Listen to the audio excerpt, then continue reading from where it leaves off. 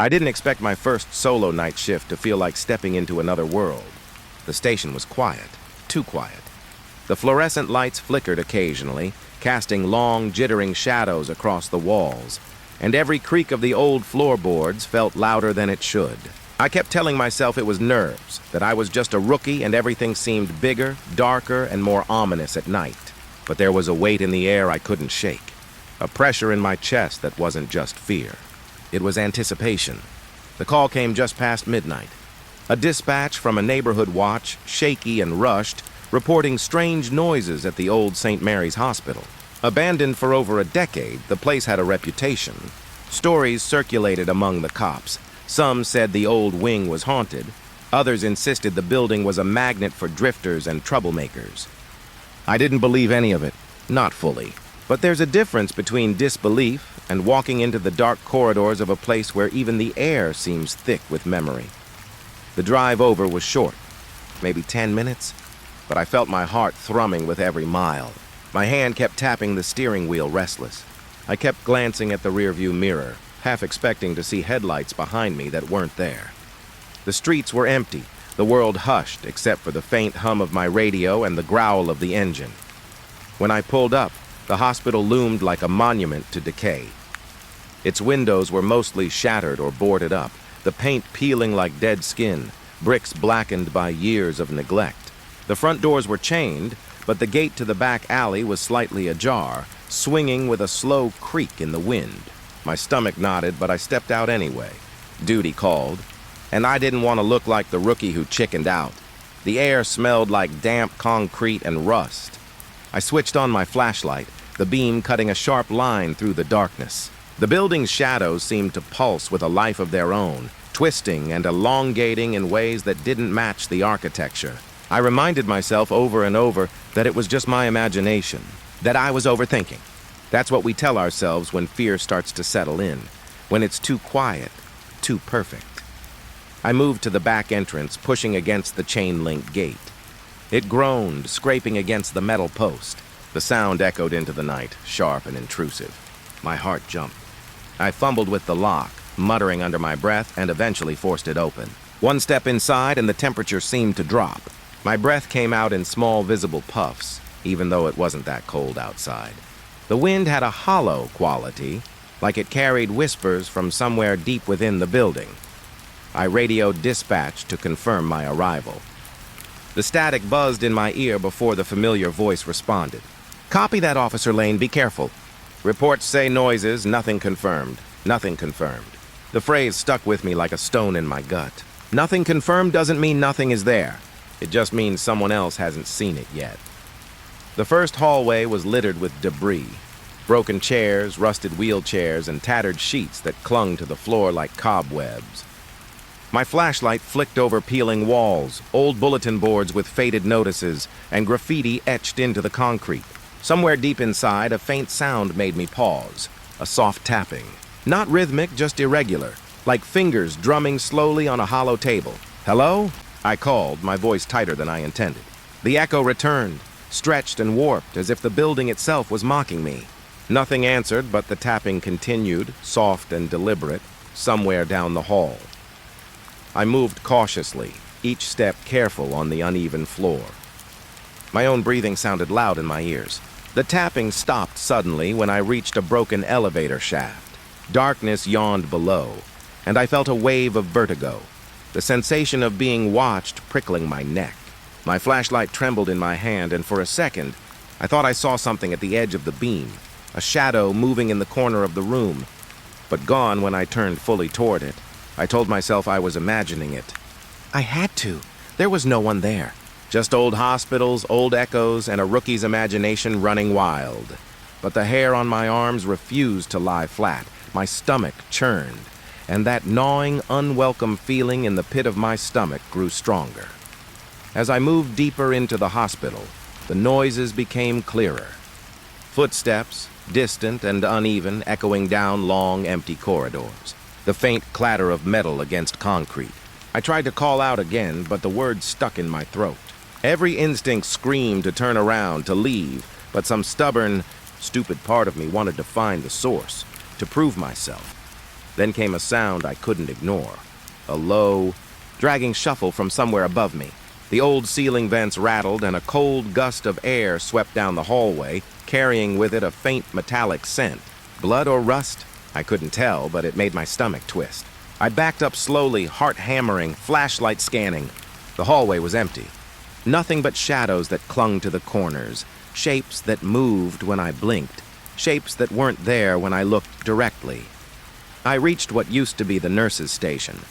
Broken desks, scattered papers, and a cracked computer monitor that hummed weakly with residual electricity. I leaned against the desk, trying to steady my breathing, trying to make sense of the panic rising inside me. My hand brushed over something sticky. I froze. It was dark red. Not fresh, but not entirely old either. My stomach lurched, and I swallowed hard. There was no sign of anyone else, no footprints, no clues to where it came from.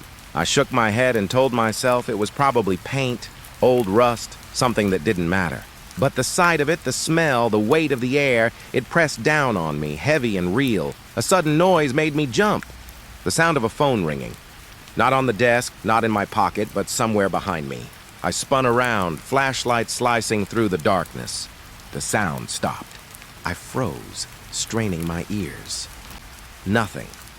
I told myself it was another echo, another trick of the building, but I couldn't shake the feeling that something had just moved past the edge of my vision. Something watching. The rest of the night passed in a blur. Every corner held a new sound, every shadow a new shape. I moved carefully, radioing in every step, but the voice on the other end grew distant, almost unreal. The hospital seemed alive, breathing with the echoes of its past, its decay, its secrets. I felt like an intruder, like someone had been waiting for me long before I arrived. By the time my shift ended, I didn't want to leave, not because I was brave, but because leaving meant stepping back into a world that didn't understand. A world that would call me crazy for hearing the soft, desperate whispers behind locked doors, for seeing movement where there was nothing, for feeling eyes on me when the hallways were empty. I left St. Mary's as the first light of dawn touched the horizon, casting long shadows across the broken windows. The building looked like it had been asleep, innocent and still, hiding all the things it had whispered and shown me in the dark. I knew I would come back. I didn't know why. Maybe to prove myself. Maybe because the building wouldn't let me go. All I knew was that on my first night alone, I had walked into a place where nothing should have been alive, and somehow everything had watched me, and I couldn't stop thinking about the next call. I should have slept that morning. I really should have. But sleep felt impossible after last night. My mind kept replaying the hospital, the shadows that lingered in corners, the tapping that stopped just as I turned toward it, the cold gusts of air that carried whispers I couldn't place. I thought I was imagining it, but deep down, I knew I wasn't. Some part of me, the part that still believed in reality, screamed at me to stay away. Another part, the stubborn, foolish part, was already planning to go back. The next call came before noon. Officer Lane, another report from St. Mary's. Neighbors heard screams around the old wing. No one on site yet. Proceed with caution. I gripped the steering wheel so tight my knuckles whitened. My hands shook slightly as I drove. I told myself it was just adrenaline, just nerves, but my stomach twisted with a familiar dread, a weight I couldn't ignore. The hospital waited ahead like a predator. When I arrived, the place looked no different from the night before. Empty, decayed, silent. The broken windows gaped like missing teeth. The peeling paint curled and flaked. The alley gate creaked faintly in the wind. I stepped out of the car, flashlight in hand, and swallowed hard. The air smelled the same, cold, damp, metallic. I paused, listening. Nothing but the wind, nothing but distant city hum. Then faintly I heard it, a cry. Low, desperate, and almost human, echoing from deep inside. I froze, my throat went dry. The rational part of me wanted to call it in immediately, to admit I wasn't ready.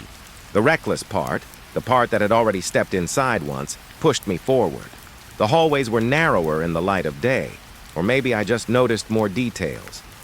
Old hospital beds lined the walls, their wheels frozen in rust.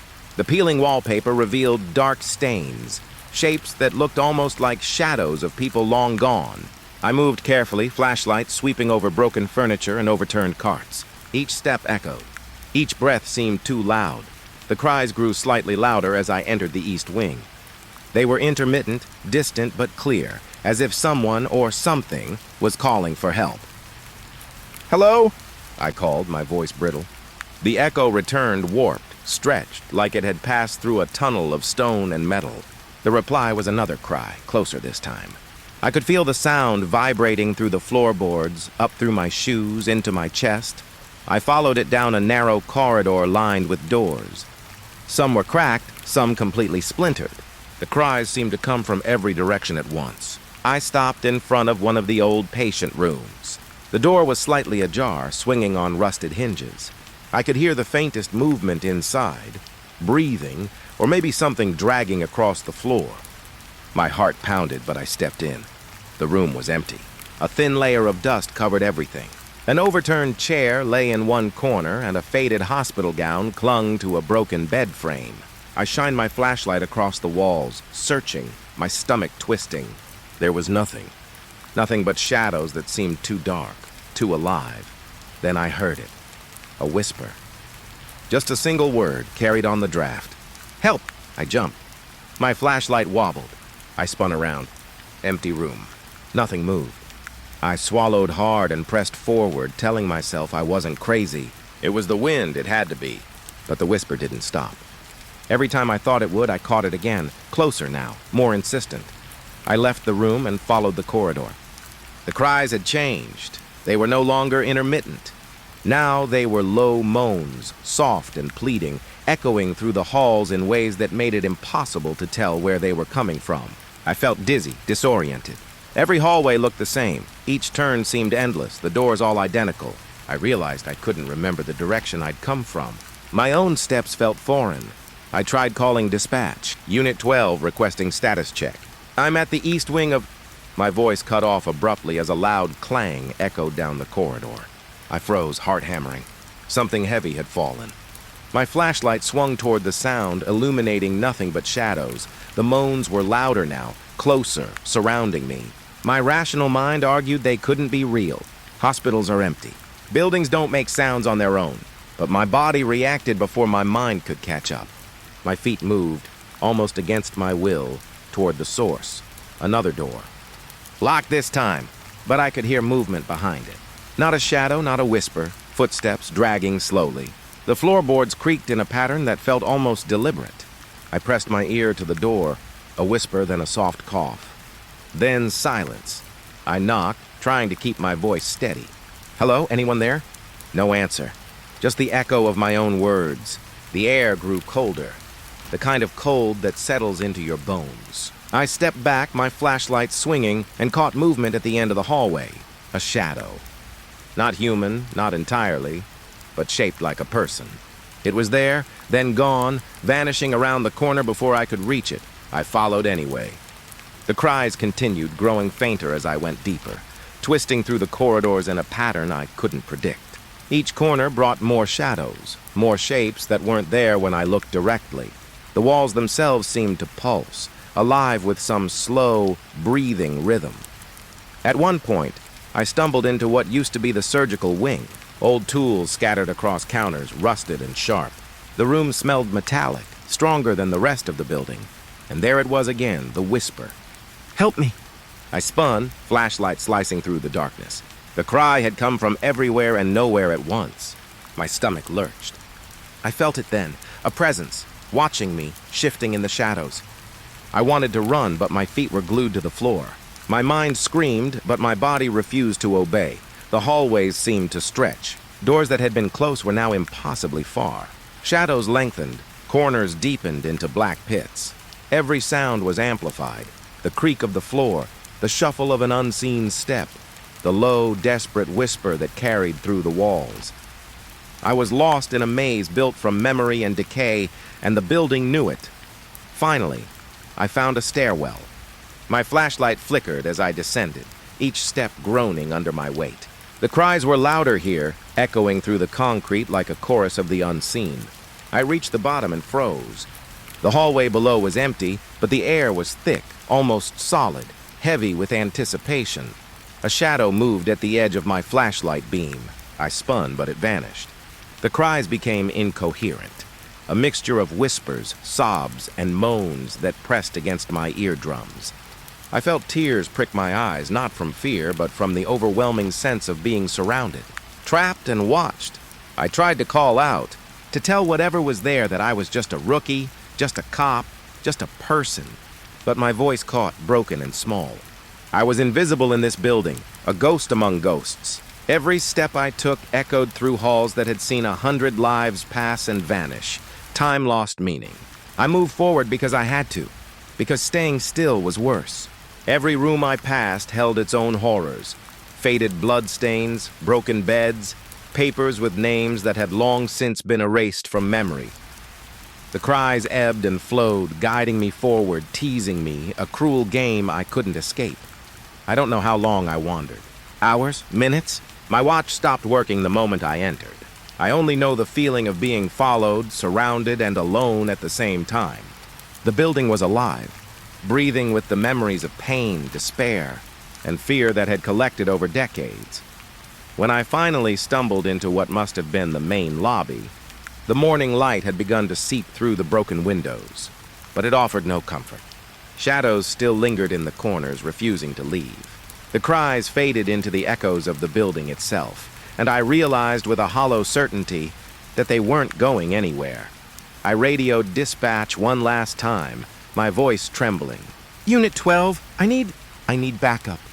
The static was thick, almost suffocating. Then a voice. "Not on the radio, not from dispatch, right behind me. Why are you here?" I spun. Nothing. Just the whisper of air in the long, empty lobby. My flashlight flickered and died.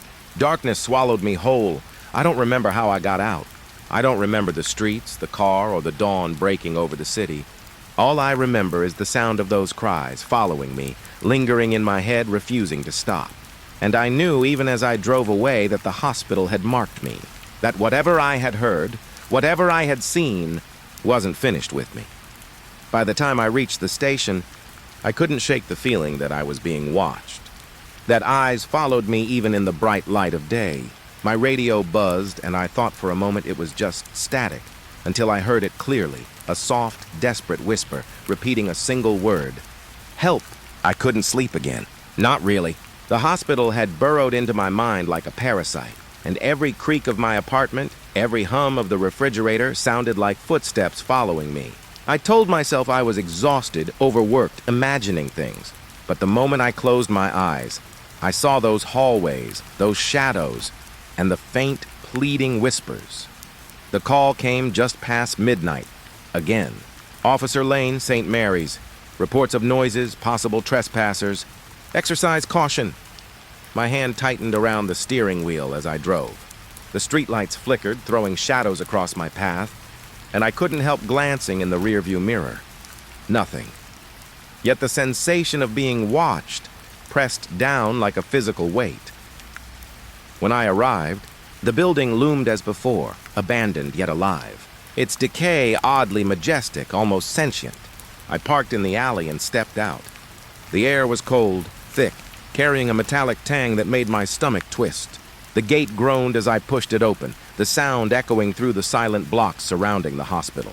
My flashlight's beam cut through the darkness, illuminating graffiti and shattered glass that glittered like tiny eyes.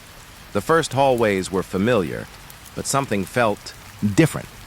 The air was heavier, the shadows darker.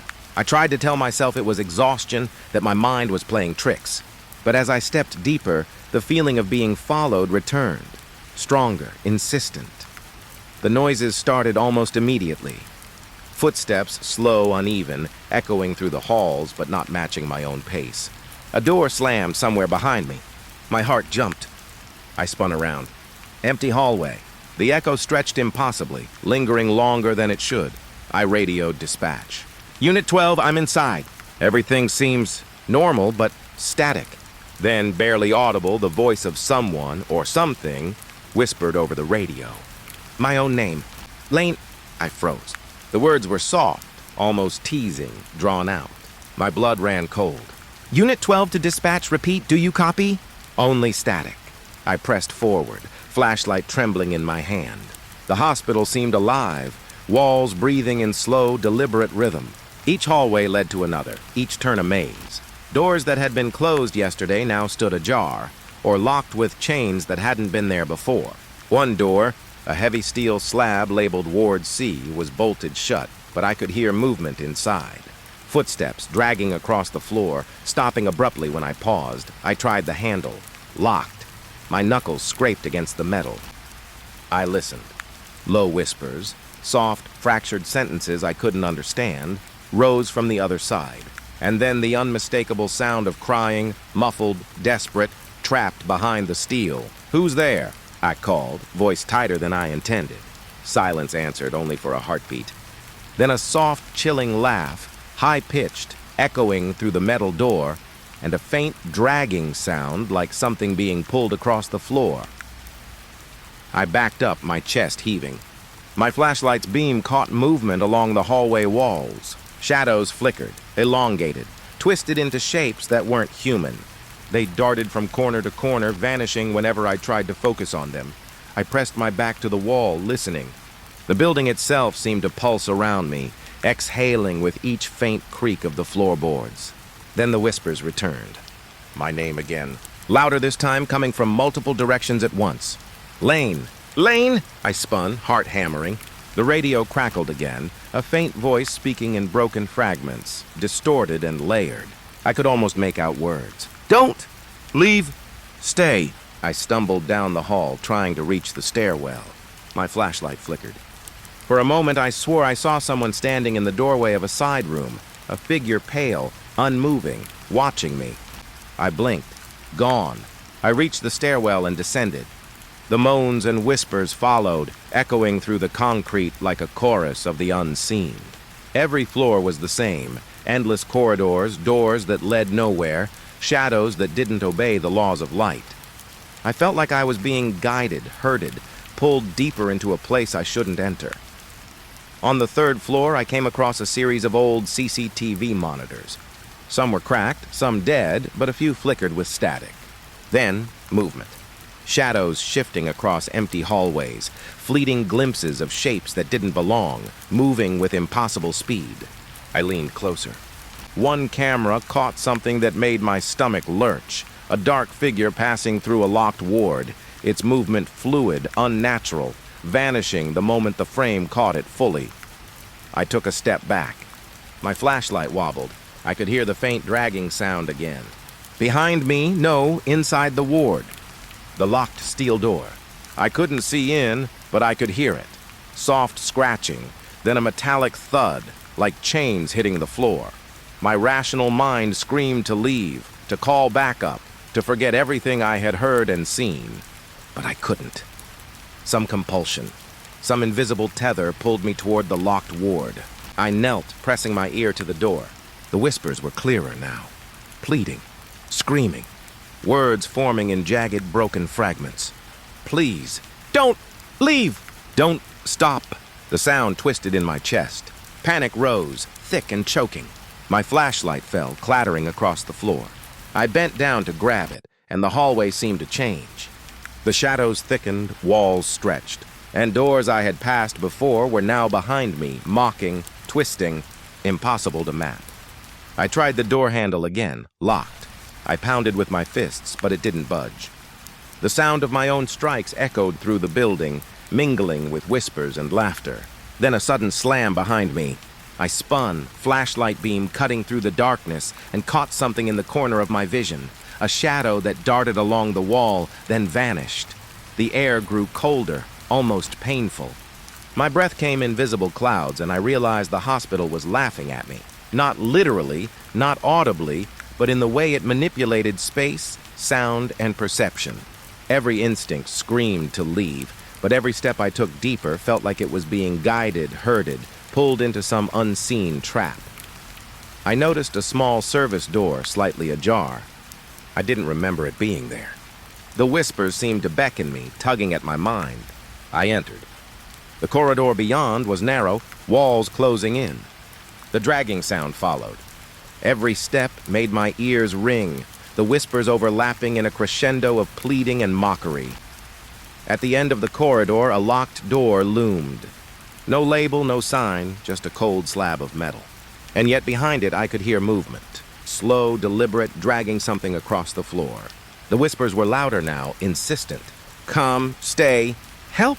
I pressed my hand to the door. Cold, smooth, unyielding. My flashlight illuminated scratches on the surface, marks that hadn't been there before, like fingernails dragging against the steel. My reflection wavered in the metal, distorted. For a moment, I thought I saw something standing behind me, tall, thin, impossible. I spun, nothing.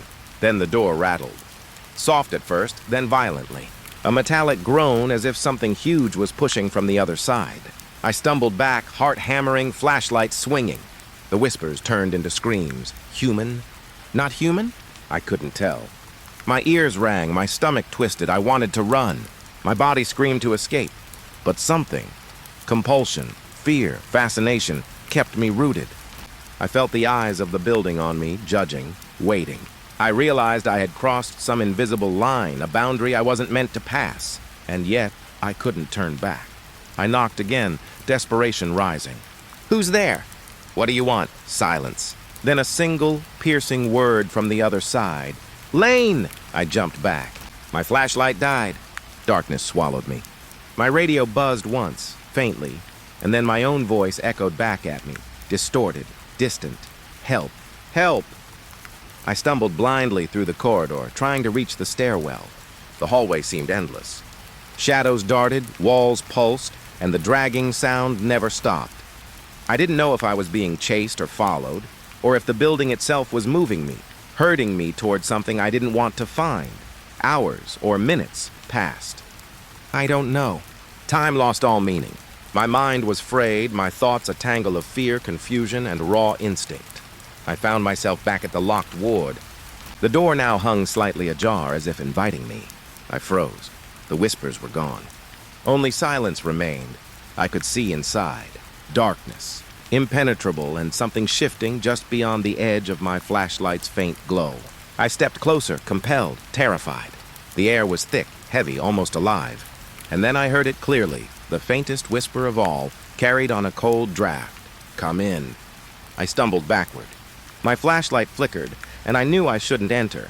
But some part of me, some part I couldn't control, wanted to see, wanted to know. I radioed dispatch one last time. Only static. The building waited. I knew I shouldn't have gone back. But something inside me, some stubborn, reckless part of my mind, needed to know, needed to see. The hospital had marked me, drawn me in like a moth to a flame, and I was powerless to resist. I told myself it would be the last time. Just one more check. Just one more call. The drive over was empty, silent, oppressive. The streets were deserted, the city holding its breath. I gripped the steering wheel, knuckles white, trying to push down the gnawing dread that had become my constant companion. When I reached the hospital, it loomed in the night like a monument to decay. Broken windows reflected the weak moonlight, paint peeling, shadows pooling like spilled ink. I parked in the alley and stepped out. The cold hit me instantly, sharper than before.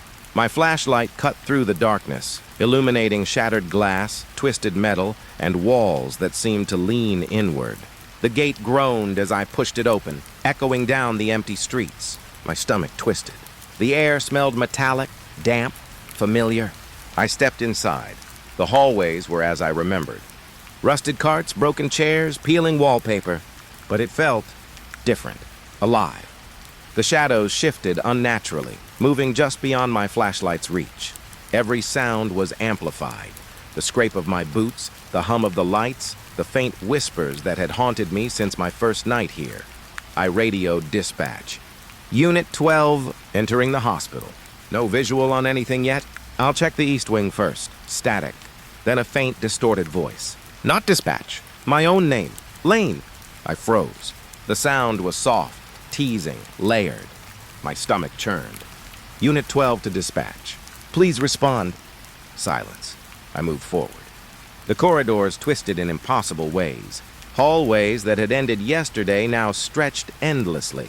Doors that had been closed now stood ajar, some with locks I hadn't seen before. And then I heard it. A sound I had been dreading, anticipating, and yet never truly expecting. Footsteps. Slow. Deliberate. Behind me. Not matching my own pace, I spun. Empty hallway. Shadows clung to the corners. My breath came fast, shallow. My flashlight shook in my hands. I pressed forward toward the locked ward. The steel door was slightly ajar.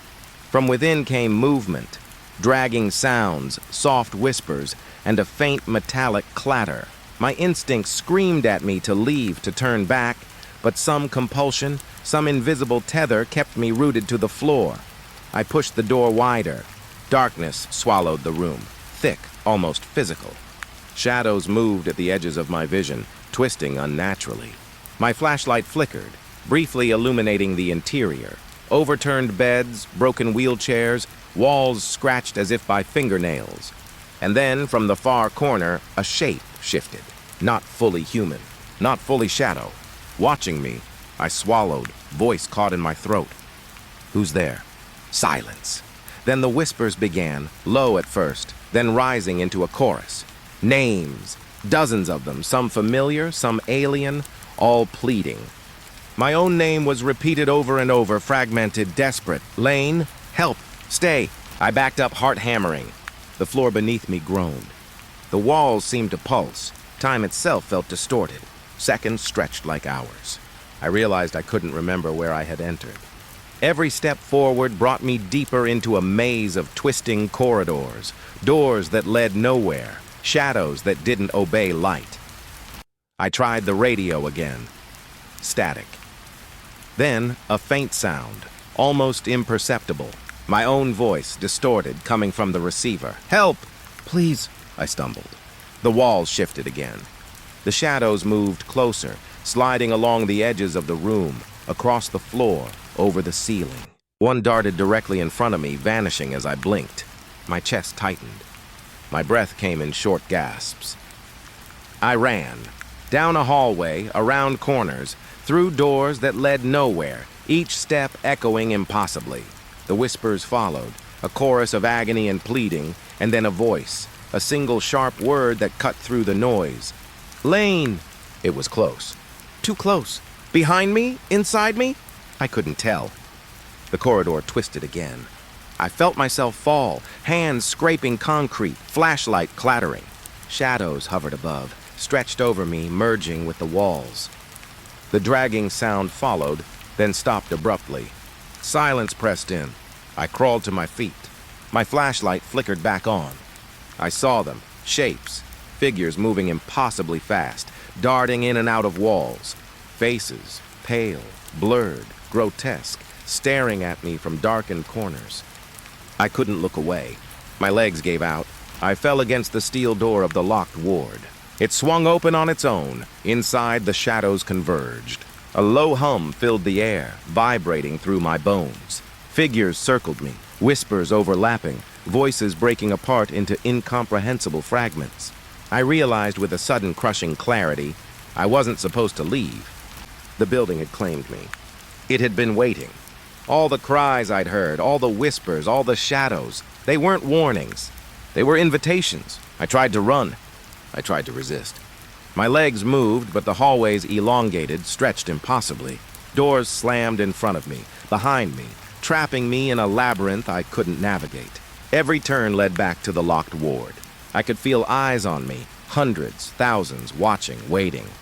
I stumbled into a room I didn't recognize. The walls were lined with mirrors, but they reflected more than myself. Shapes moved behind my reflection, figures I could see but couldn't reach.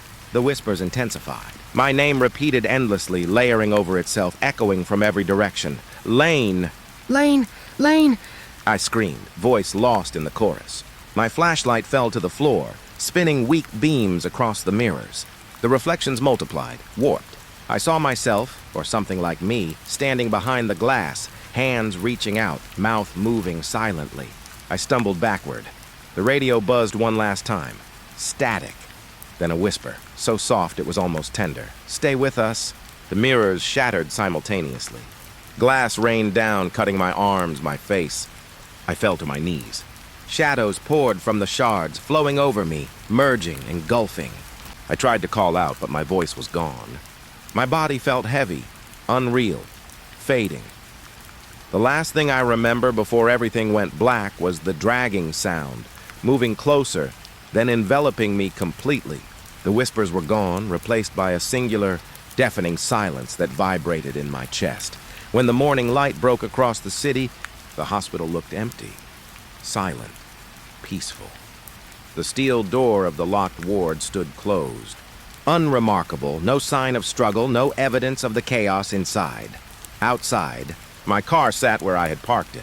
Doors locked. Engine cold. No one had seen me enter.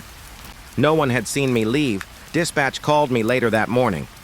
Unit 12 status check. Are you clear? I couldn't respond. My voice wouldn't come. I tried again. Nothing, only static. By noon, officers had been sent to investigate. They found nothing inside. No signs of me. No disturbance.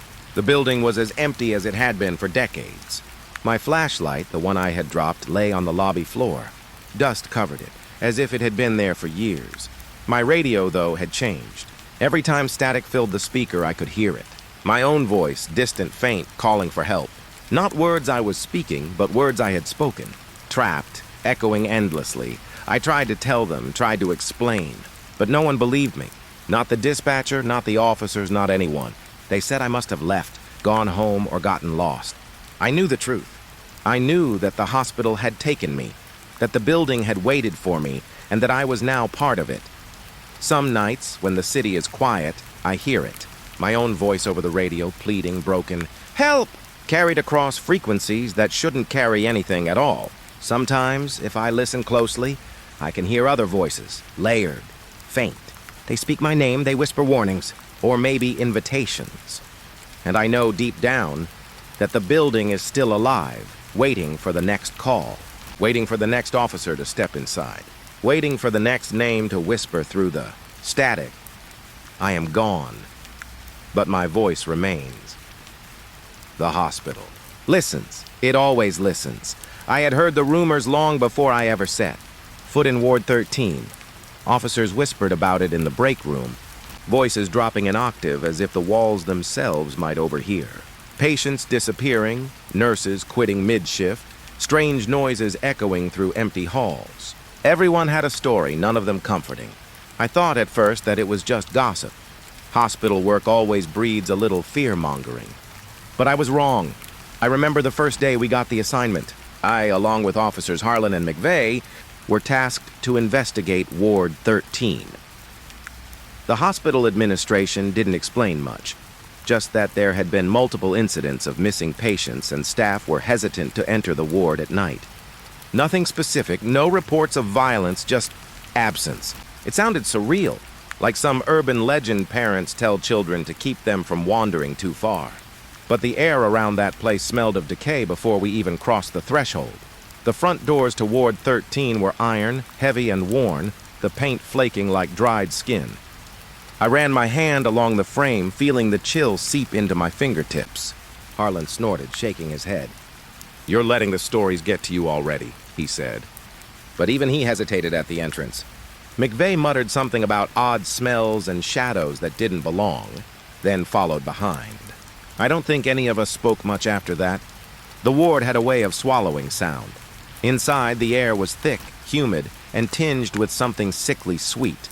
I think it was rot, but not like decaying food or garbage. It was more subtle, like the lingering scent of something left to fester for years. My stomach churned as we walked the halls. The floor tiles were scuffed, some cracked, others sticky underfoot. The fluorescent lights overhead flickered, buzzing like a hive of angry insects. I kept expecting one to go out entirely, plunging us into darkness. The first room we entered was what they called the observation room. It was empty, except for a few overturned chairs and a bed pushed into the corner. The mattress sagged, stained yellow and brown, and I felt an immediate unease, as if someone had recently lain there, long after their time should have ended. Harlan ran his fingers along the bed frame. "Nothing," he said quietly, but his eyes betrayed him. He wanted to leave, to erase the memory of what he saw. I did too, but something drew me in, a kind of magnetic unease that I couldn't ignore. The further we went, the worse it became. The ward didn't feel right. Hallways seemed longer than they should be. Doors oddly placed, windows darkened even though the sun was high outside. I could hear whispers, but they weren't words, just faint murmurs that teased the edge of comprehension. McVeigh kept glancing over his shoulder, muttering under his breath. The three of us never spoke unless necessary, our voices swallowed by the oppressive quiet. We found the first signs of patient disappearance in room 14. The bed was empty, the sheets damp and twisted as if someone had been dragged out mid-sleep. There were scratches on the walls, deep and uneven, clawed into the plaster. I wanted to look away, but my eyes were glued. I felt as if the scratches were speaking to me, telling a story I couldn't quite understand. Harlan took photos while McVeigh shook his head, muttering about the absurdity of it all. Then we heard it. A soft moan, low and weak, coming from somewhere down the hall. It wasn't a human sound, not quite, but it was alive, desperate. I froze. Harlan raised his flashlight, and the beam cut through the dim like a knife, landing on nothing. The moan faded, replaced by the distant sound of scuffing feet. My pulse raced. "Hello?" I called, my voice trembling more than I liked to admit. No answer, just silence. And that lingering smell, stronger now, almost choking me. We pressed on, and the rot became impossible to ignore. The walls themselves seemed to weep. Faint streaks of dark moisture ran down plaster like tears. The floorboards creaked under weight, though nothing followed us. Sometimes I could swear I saw movement out of the corner of my eye, shadows darting, bending, twisting. McVeigh swore he saw a figure hunched in the hall, gone when we turned. Harlan kept trying to rationalize everything, but his voice grew tighter, sharper, afraid to believe the reality staring back at us. At the nurse's station, we found old patient files scattered across the floor. Names, dates, notes, handwritten in a careful, precise hand that ended abruptly. Some files were smeared, ink blurred like whoever handled them had been crying, or worse. I picked one up. It belonged to a woman named Clara Wendell, admitted a month prior.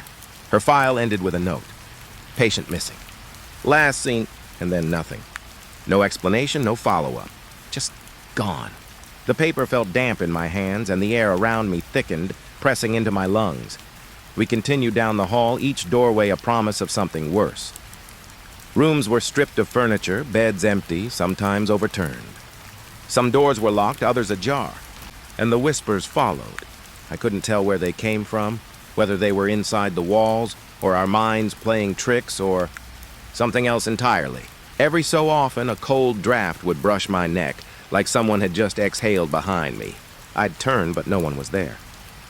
By the time we reached the East Wing, I could no longer ignore it. Ward 13 was alive in its own way, breathing and watching. I could feel its presence pressing on my shoulders, heavy and unrelenting. The smell of rot was everywhere now, an oppressive force that made me gag. Harlan was pale, McVeigh's hands shook, and I realized none of us were prepared for this. This wasn't just missing patients.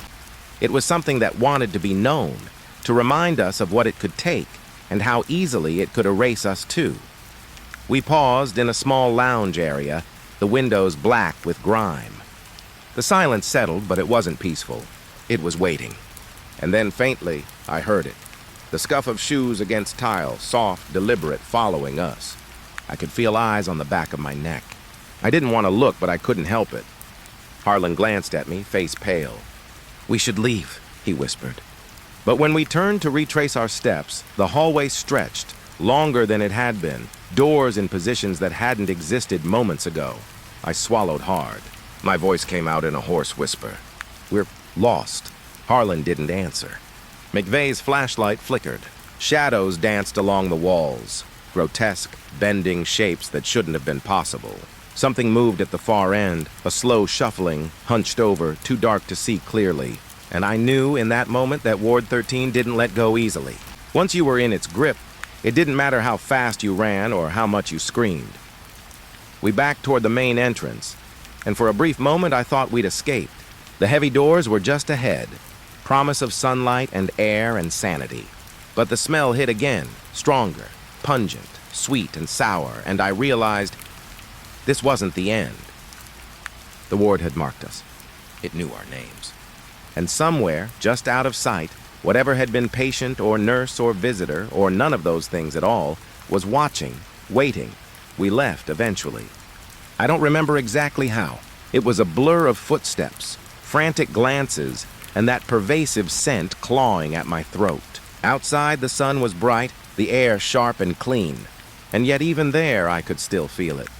Ward 13 lingering in my chest, in the corners of my vision, in the shadow of every creaking floorboard. I haven't gone back. I don't think I can.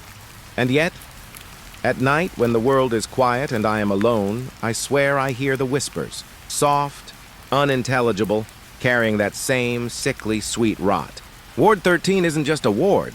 It's a living thing, feeding on absence, leaving marks you can't erase.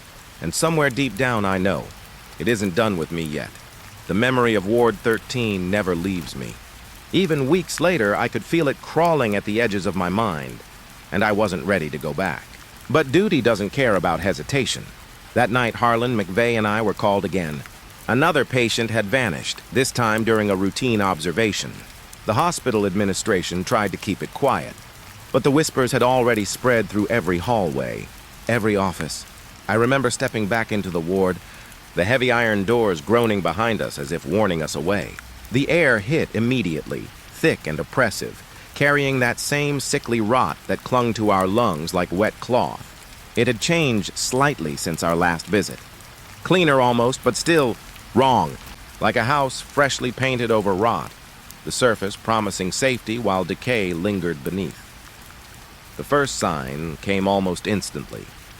The lights overhead flickered, a staccato rhythm that made the shadows twitch unnaturally. I tilted my head, trying to track the rhythm with my eyes, but they refused to behave like ordinary bulbs. The ceiling seemed to pulse with the flicker, casting long, distorted shadows along the walls, shadows that weren't ours. Harlan muttered something about faulty wiring, but his voice lacked conviction. Even the rational officer in him knew better. We moved down the main hallway. Each step echoed unnaturally loud, like we were intruding on something private. I could feel the hairs on my neck rise, every nerve alert. The lights continued their erratic dance, brightening and dimming, plunging parts of the hall into sudden darkness. And that's when I felt it, something brushing my arm. Soft, almost hesitant, like a hand testing boundaries. I jerked back instinctively. "Did you feel that?" I asked. Harlan shook his head, but McVeigh's face had drained of color. I think so," he whispered. The motion was too deliberate to be a draft. I could still feel it lingering, the memory of cold fingers tracing my sleeve. And I knew we weren't alone. The hallways started to shift, or maybe our perception did. Doors appeared where there had been none, and windows warped, darkened beyond reason. I could hear faint murmurs, almost like someone reciting a prayer backward. They whispered from every corner, and yet, when I turned my head, the halls were empty. Then the screaming began, faint at first, a distant echo that could have been anything. I froze, straining to listen. It grew, a high-pitched, desperate wail that seemed to come from inside the walls themselves. I gripped my flashlight tighter, and the beam jittered across the hall, illuminating nothing but peeling paint and empty beds. But I knew it wasn't nothing. Something was there. Something waiting. We reached the nurses' station, hoping for some sign of rationality, some explanation. The fluorescent lights overhead flickered violently now, throwing shadows that danced like living things. The station was empty, files scattered, drawers open as if someone or something had rifled through them. And then I felt it again. A hand, heavier this time, pressing against my back. I spun around, no one. Just the flickering lights casting monstrous shadows that writhed across the walls. Harlan tried to speak, voice tight, trembling. "We need to leave!" Now. But leaving wasn't simple. Every hallway we tried seemed to extend endlessly. Every door we opened led only to another corridor, another room, the same flickering lights, the same creeping rot. And the sounds, soft footsteps, the faint scraping of nails against tile, and whispers that weren't quite human, followed us relentlessly. The lounge area, normally a small, safe room, became a nightmare. The lights above us buzzed and flickered, creating a strobe effect that made the shadows jump in impossible ways. A figure appeared at the far end, hunched, slow, limbs bending at angles no human could manage. My flashlight flickered, casting light and darkness in uneven bursts, but the figure never moved fully into the light. It just watched, tilting its head, waiting. I wanted to scream, but no sound came. My mouth felt dry, my voice swallowed by the thick, cloying air. McVeigh swore he saw movement behind the figure. Something, or someone lurking just out of sight. Harlan tried to call out, but his words sounded hollow, distant, as though the room itself absorbed them before they could leave his lips. I felt panic clawing at my chest. This wasn't an ordinary building. Ward 13 was alive, bending, twisting reality around itself, and we were trapped inside its awareness. The lights flickered faster now, erratic, unpredictable. Sometimes a hallway would go black for a heartbeat, and I would glimpse shapes moving, hunched and jerking unnaturally. Sometimes the lights stabilized just long enough to reveal rooms full of beds, empty, some overturned, others smeared with dark stains. I could smell the rot again, stronger, clinging to my hair, my clothes, my skin. It wasn't just a smell anymore, it was invasive, saturating the air with fear. I remember trying to rationalize it. Surely it was our minds, our nerves, maybe even faulty lighting. But when I felt that cold hand wrap around my wrist, pulling me slightly backward, I knew better. Harlan yelped beside me, and McVeigh's flashlight fell to the floor, spinning across the tile as a shadow detached itself from the wall and slithered toward him. I saw his face pale, eyes wide with terror, before the shadow receded, almost teasingly. And then the whispers became voices. Distinct, cruel, speaking words I could almost understand. Names, my name, Harlan's, McVeigh's.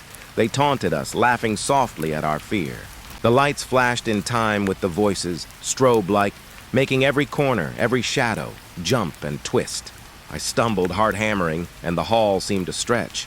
The exit doors were always just ahead, just within reach, but the longer we ran, the further away they seemed. Something brushed my cheek, and I could swear I felt lips cold and wet, pressing briefly against my skin. My stomach turned, bile rising. I forced myself to keep moving, dragging Harlan along, grabbing McVeigh by the sleeve when he froze, paralyzed with fear. But the ward had learned us now. It knew our rhythm, our panic, our desperation. Every step we took was anticipated, mirrored by shadows that slid along walls just out of reach. The patient rooms were worse than the hallways. The beds were empty, but arranged as if someone had been recently dragged out. Sheets were twisted, stained dark, smelling faintly of iron. And every so often, a figure would flicker in the corner of my eye. Tall, thin, impossibly long arms, hunched over, watching. Sometimes I thought it was human once, but whatever it had become was no longer alive in the way we understand life. At the end of one long, blackened hallway, the lights went out entirely. We were swallowed by darkness. My flashlight flickered once, twice, then failed completely. The air grew colder, heavier, pressing against my chest. I could hear breathing, slow, deliberate, right behind me. My hands shook as I reached for Harlan and McVeigh. The whispers rose into a low, guttural chant, unintelligible, but filled with malice. I felt fingers brush against my back, my shoulders trailing along my arms. I stumbled forward blindly, following sounds, instinct, anything. The hallway twisted around me. Doors appeared and vanished. The voices murmured closer, almost in my ear, teasing, whispering things I cannot repeat without shivering. And then just as suddenly the lights returned. A harsh, blinding flicker revealing nothing. The hallway was empty. The shadows gone. But the air was still thick with rot. Still clinging. Still heavy. We collapsed into a small storage room, panting, trembling, clinging to each other as if our very touch could anchor us to reality. The lights above buzzed, flickered, then stabilized. For a moment I allowed myself to think we had survived, that maybe the ward had relented, tired of the game. But when I glanced at the wall, I froze. Written across the peeling paint in a dark, viscous smear were words I didn't remember seeing before. "You cannot leave." No one spoke. We didn't move. The words pressed against my mind, and I felt the shadows inch closer, even in the light. The rot was thick in the air, wrapping around our lungs. I knew then that Ward 13 wasn't just a place. It was a predator. And the lights, the shadows, the whispers, they were its claws, testing us, teaching us fear. Harlan finally whispered, voice broken. "We shouldn't be here." McVeigh didn't answer. I didn't either. I could feel my heartbeat loud in my ears, every pulse a drumbeat of terror. Outside, the night was quiet. But inside Ward 13, the lights flickered, the hands reached, and the whispers promised that we were never truly alone. And we weren't. I thought the worst was over. After the night with the flickering lights, the unseen hands, the whispers, I told myself we had survived, that maybe Ward 13 had simply tested us and found us wanting. But that was before I stepped back inside, before the darkness swallowed us whole, before the corridors became something alive and cruel. It started when we tried to map the ward. Harlan had insisted we mark doors, hallways, even patient rooms, hoping some logic would guide us. But every hallway we passed seemed to stretch, bend, or vanish entirely. A corridor we had walked 15 minutes before reappeared at an impossible angle. Doors where none had been, windows blacked out. I could feel panic rising, slow and insistent, pressing against my chest like water in a confined space. The lights overhead were mostly gone, flickering, dying, replaced by a darkness so thick it had weight. I could feel it pressing against my shoulders, crawling over my skin. McVeigh carried the last working flashlight, its beam weak and shaky. Shadows ran along the walls, grotesque shapes that moved when we weren't looking directly at them. Sometimes I thought I saw the shadow of someone hunched over, following silently. Other times it was a flicker at the edge of my vision, gone before I could focus. We called out, "Hello? Is anyone here?" My voice sounded strange, muffled, like it was already being swallowed by the dark. Harlan and McVeigh called too, but the echoes returned distorted. Our own words twisted, warped, sounding urgent, fearful, but not ours. I began to realize that the ward didn't just house shadows. It reshaped them, distorted them, mirrored us back as something unnatural. The first real moment of terror came in room 21. The door was slightly ajar. I remember stepping inside and feeling the temperature drop, my breath visible in the weak light. The bed was empty, sheets twisted, but there was something else. Something written along the wall in that same viscous smear as before. Only this time it moved, shifting letters when I blinked. I could read it for a moment. "There is no exit," I spun, heart hammering. The hallway outside looked wrong. Angles that had been familiar now warped like reflections in a funhouse mirror. The corridor split and twisted in impossible ways, some paths ending abruptly in walls, others curling back on themselves. McVeigh tried to rationalize it, muttering something about hallucinations, exhaustion, nerves. But I knew better. The ward was alive, bending reality to trap us. We kept moving, though I'm not sure why. Something compelled us forward, a mixture of fear and obligation. The darkness followed, thickening around us, and with it came the whispers. Names again, soft, cruel, intimate. "Officer, officer, officer." It was everywhere at once, in the walls, the floors, under our skin. I felt watched, eyes pressing from every corner, and I knew, every instinct screaming, that stopping was not an option. The hallways continued to twist. Rooms opened into other rooms impossibly. Doors appeared where walls had been. Windows showed corridors that didn't exist. I caught glimpses of figures, hunched, long-limbed, slithering along edges, retreating when I tried to confront them. One figure lingered longer than the rest. I never saw its face, only its body twisted in unnatural angles, slowly tracking our movement. I felt its gaze, cold and patient, drilling into me. Time became meaningless.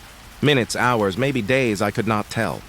The air was thick, almost solid, carrying that same sickly sweet rot, the lingering scent of something decomposed but alive. My stomach churned constantly, my throat raw from fear and dry air. We called for help, but our own voices seemed to vanish before reaching the end of the hallways. It was like the ward had absorbed sound, swallowed our sanity piece by piece. Harlan broke first.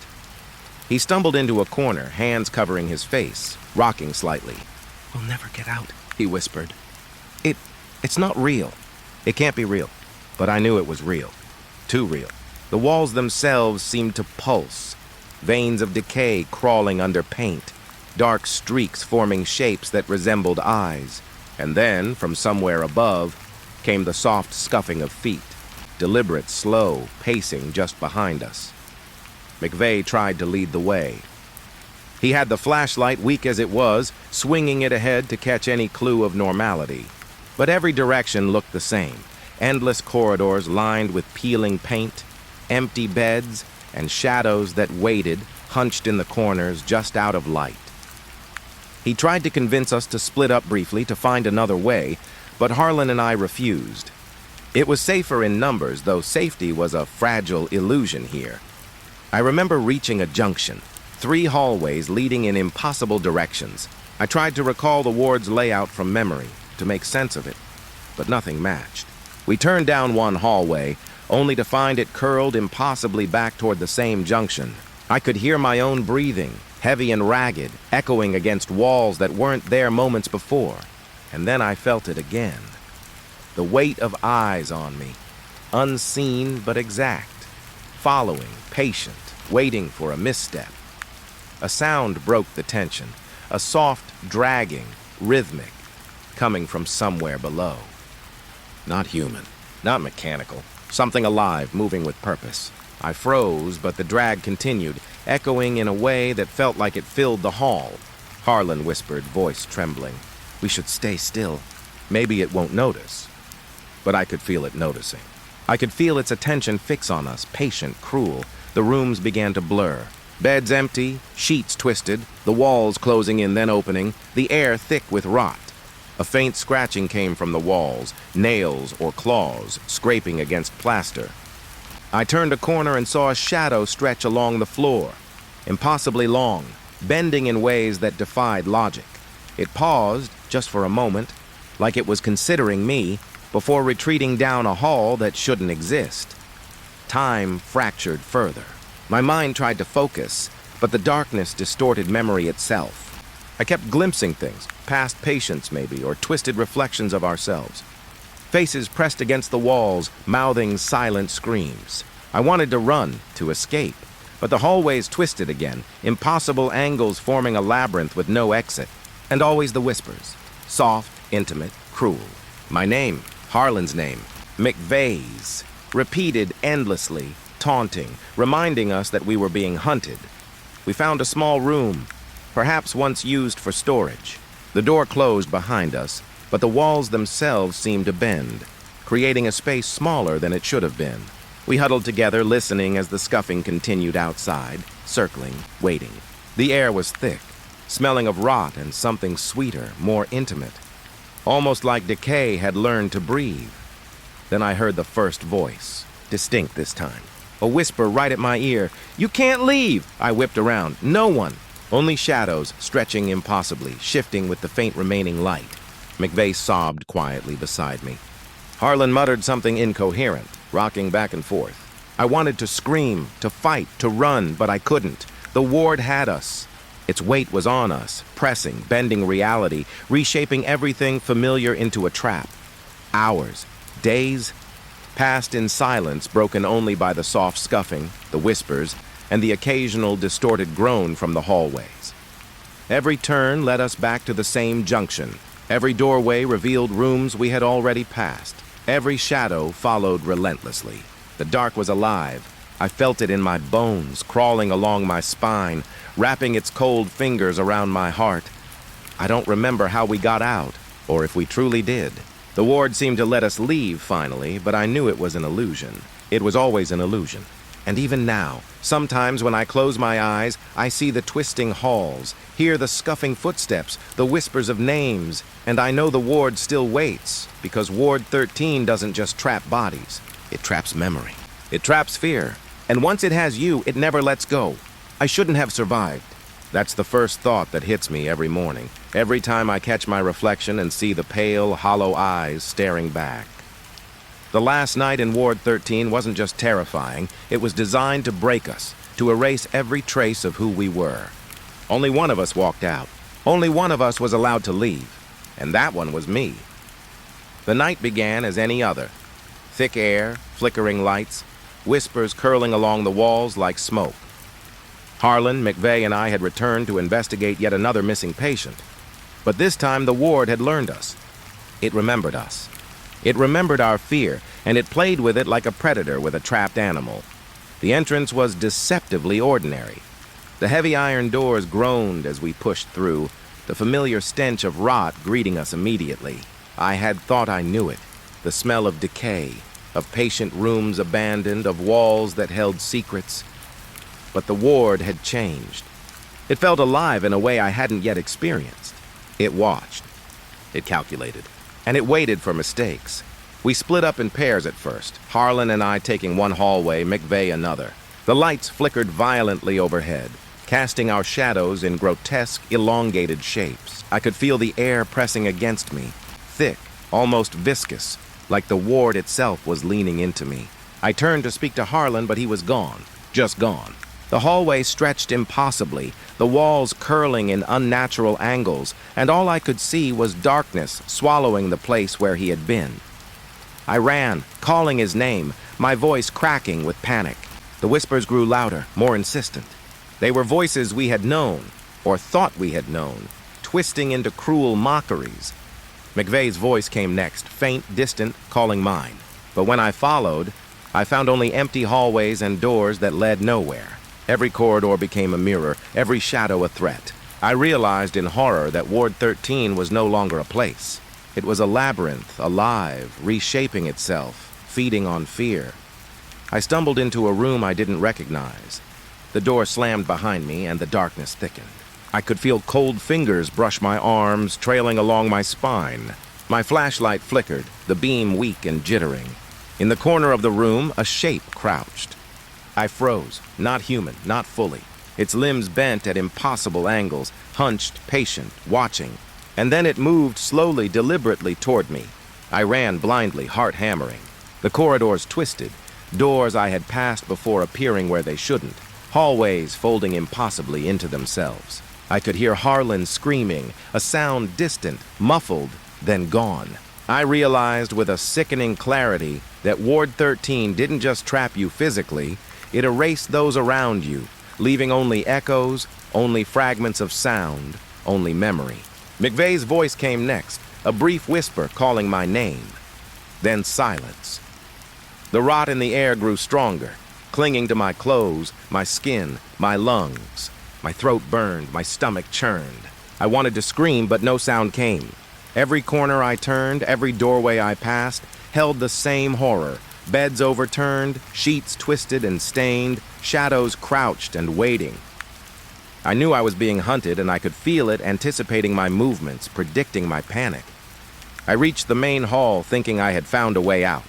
The doors ahead gleamed faintly under the flickering lights. Relief surged, only to be cut short. The lights went out entirely. Darkness enveloped me, thick and absolute. I could hear footsteps circling, slow, deliberate, impossible in their timing. Whispers pressed against my ears, names repeated, cruel, intimate, and then I saw it. Or thought I did. A figure at the far end, hunched, limbs bending wrong, head tilted unnaturally. It didn't move, but I knew it was aware of me. It waited. And I realized that all along it had been waiting. For me, for my terror, for my endurance. Ward 13 wasn't random. It wasn't chaotic. It was deliberate, patient, intelligent in its malice. I ran. Every instinct screamed at me, but the corridors twisted again. Hallways that should have led to the exit curled back impossibly. Doors led to rooms I had passed countless times. My own voice became distorted in the echoes, a whispering chorus of fear that joined the ward's song. My hands shook, my chest heaved, my legs burned, but I couldn't stop. Stopping meant surrender, and surrender meant being taken completely. Then I heard a sound that froze my blood. Soft breathing, deliberate, coming from behind. I dared not look. The scuffing of feet followed, precise, patient. And I knew that Harlan and McVeigh were gone. The ward had claimed them, leaving only echoes of memory behind.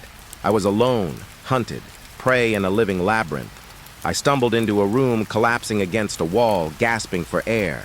The rot in the air was thick, clinging to my hair, my skin, my lungs. I could feel it in my chest, heavy, suffocating. And then I saw writing on the wall in the same dark, viscous smear as before. One survives. One leaves. You are it, I wanted to scream. I wanted to fight, to rage, to deny it. But the words pressed against my mind, cold and precise. I realized the ward had chosen me. Of course it had. It had always been about fear, endurance, and the test of survival. Only one could leave. Only one would carry the memory forward. I moved again, heart hammering, adrenaline mixing with terror. The hallways twisted further, impossible angles, shadows that crouched and followed, whispers that taunted and mocked. I could feel the unseen hands brush my arms, trail along my back. Each step was agony, every breath a battle. And yet somehow I continued. The exit doors finally appeared. Sunlight, real and ordinary, glittered faintly through the glass. Relief surged, nearly overwhelming my terror. I ran, pushing the doors open. But the moment I stepped outside, I knew it had followed me. The ward had marked me. Its presence lingered, whispering, watching. I had left physically, but it would never release me mentally. Harlan and McVeigh did not survive. I do not know what became of them entirely. Sometimes, when the sun is low and shadows lengthen, I swear I hear their whispers, distant and cruel, carried on the wind. Ward 13 took them completely, body and soul. I carry the memory, the terror, the weight of survival that I never asked for. I tried to return to normal life, tried to forget. But Ward 13 is patient. The darkness follows me, lurking in the corners of rooms, in the twist of shadows, in the flicker of lights. Sometimes, late at night, I hear the faint scuffing of feet behind me, soft whispers pressing my name. I know I am not safe. I am never safe. The hospital is quiet now, abandoned, but I can see it in my mind. The corridors twisting impossibly, shadows crouching, walls pulsing, doors appearing and disappearing. The voices, the rot, the unseen hands, they are all still there, waiting, watching. I survived, yes, but survival is not freedom. It is a sentence. Sometimes I wake in the middle of the night, drenched in sweat, convinced I see a door that shouldn't be there. I freeze, heart hammering, as if the ward itself has followed me into my home. And in those moments I realize, Ward 13 does not end when you leave. It follows always, and it remembers. I cannot leave without seeing it, without feeling it, without knowing it is there. A shadow in the corner, a flicker at the edge of vision, a whisper in the silence. And I understand now that it is not simply a ward, a building, a place. It is a presence, patient and eternal. It survives in memory, in fear, in the bones of those who walk away. I survived the night. I survived Ward 13, but I will never leave it. Not truly, not ever. It has claimed me in ways the world cannot see. Every corridor I walk, every dark corner I pass, every shadow that stretches just slightly too long, I feel it. I know it. I carry its weight in my mind, my body, my soul. And somewhere, in the endless twisting hallways, Harlan and McVeigh wait.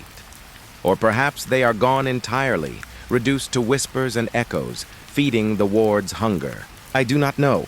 I do not want to know. Only I remain, walking among the living, haunted forever by the living dead. By the rot, by the unseen hands, by Ward 13. Because Ward 13 does not end. And it never will. I didn't expect the abandoned morgue to be so cold. Not just cold like the winter wind biting at your ears, but a bone-deep, seeping kind of cold that clung to my skin and sank into my chest. I parked my cruiser under the flickering streetlight outside the old building and hesitated at the door. The lock had long since rusted shut, and the smell of mildew and rot clung to the metal frame even before I pushed it open. The hinges groaned, a long, drawn-out cry that echoed down the empty hall. I stepped inside, my boots crunching against dust and shattered glass. The air smelled of damp cement and something else, something that I couldn't place. Copper? Iron? Blood, maybe. My flashlight cut a thin, trembling line through the darkness. The walls, once painted white, were now gray and peeling, streaked with the shadows of what I hoped were only leaks in the roof. I checked my radio, but there was nothing. No static, no voices, not even a faint hum.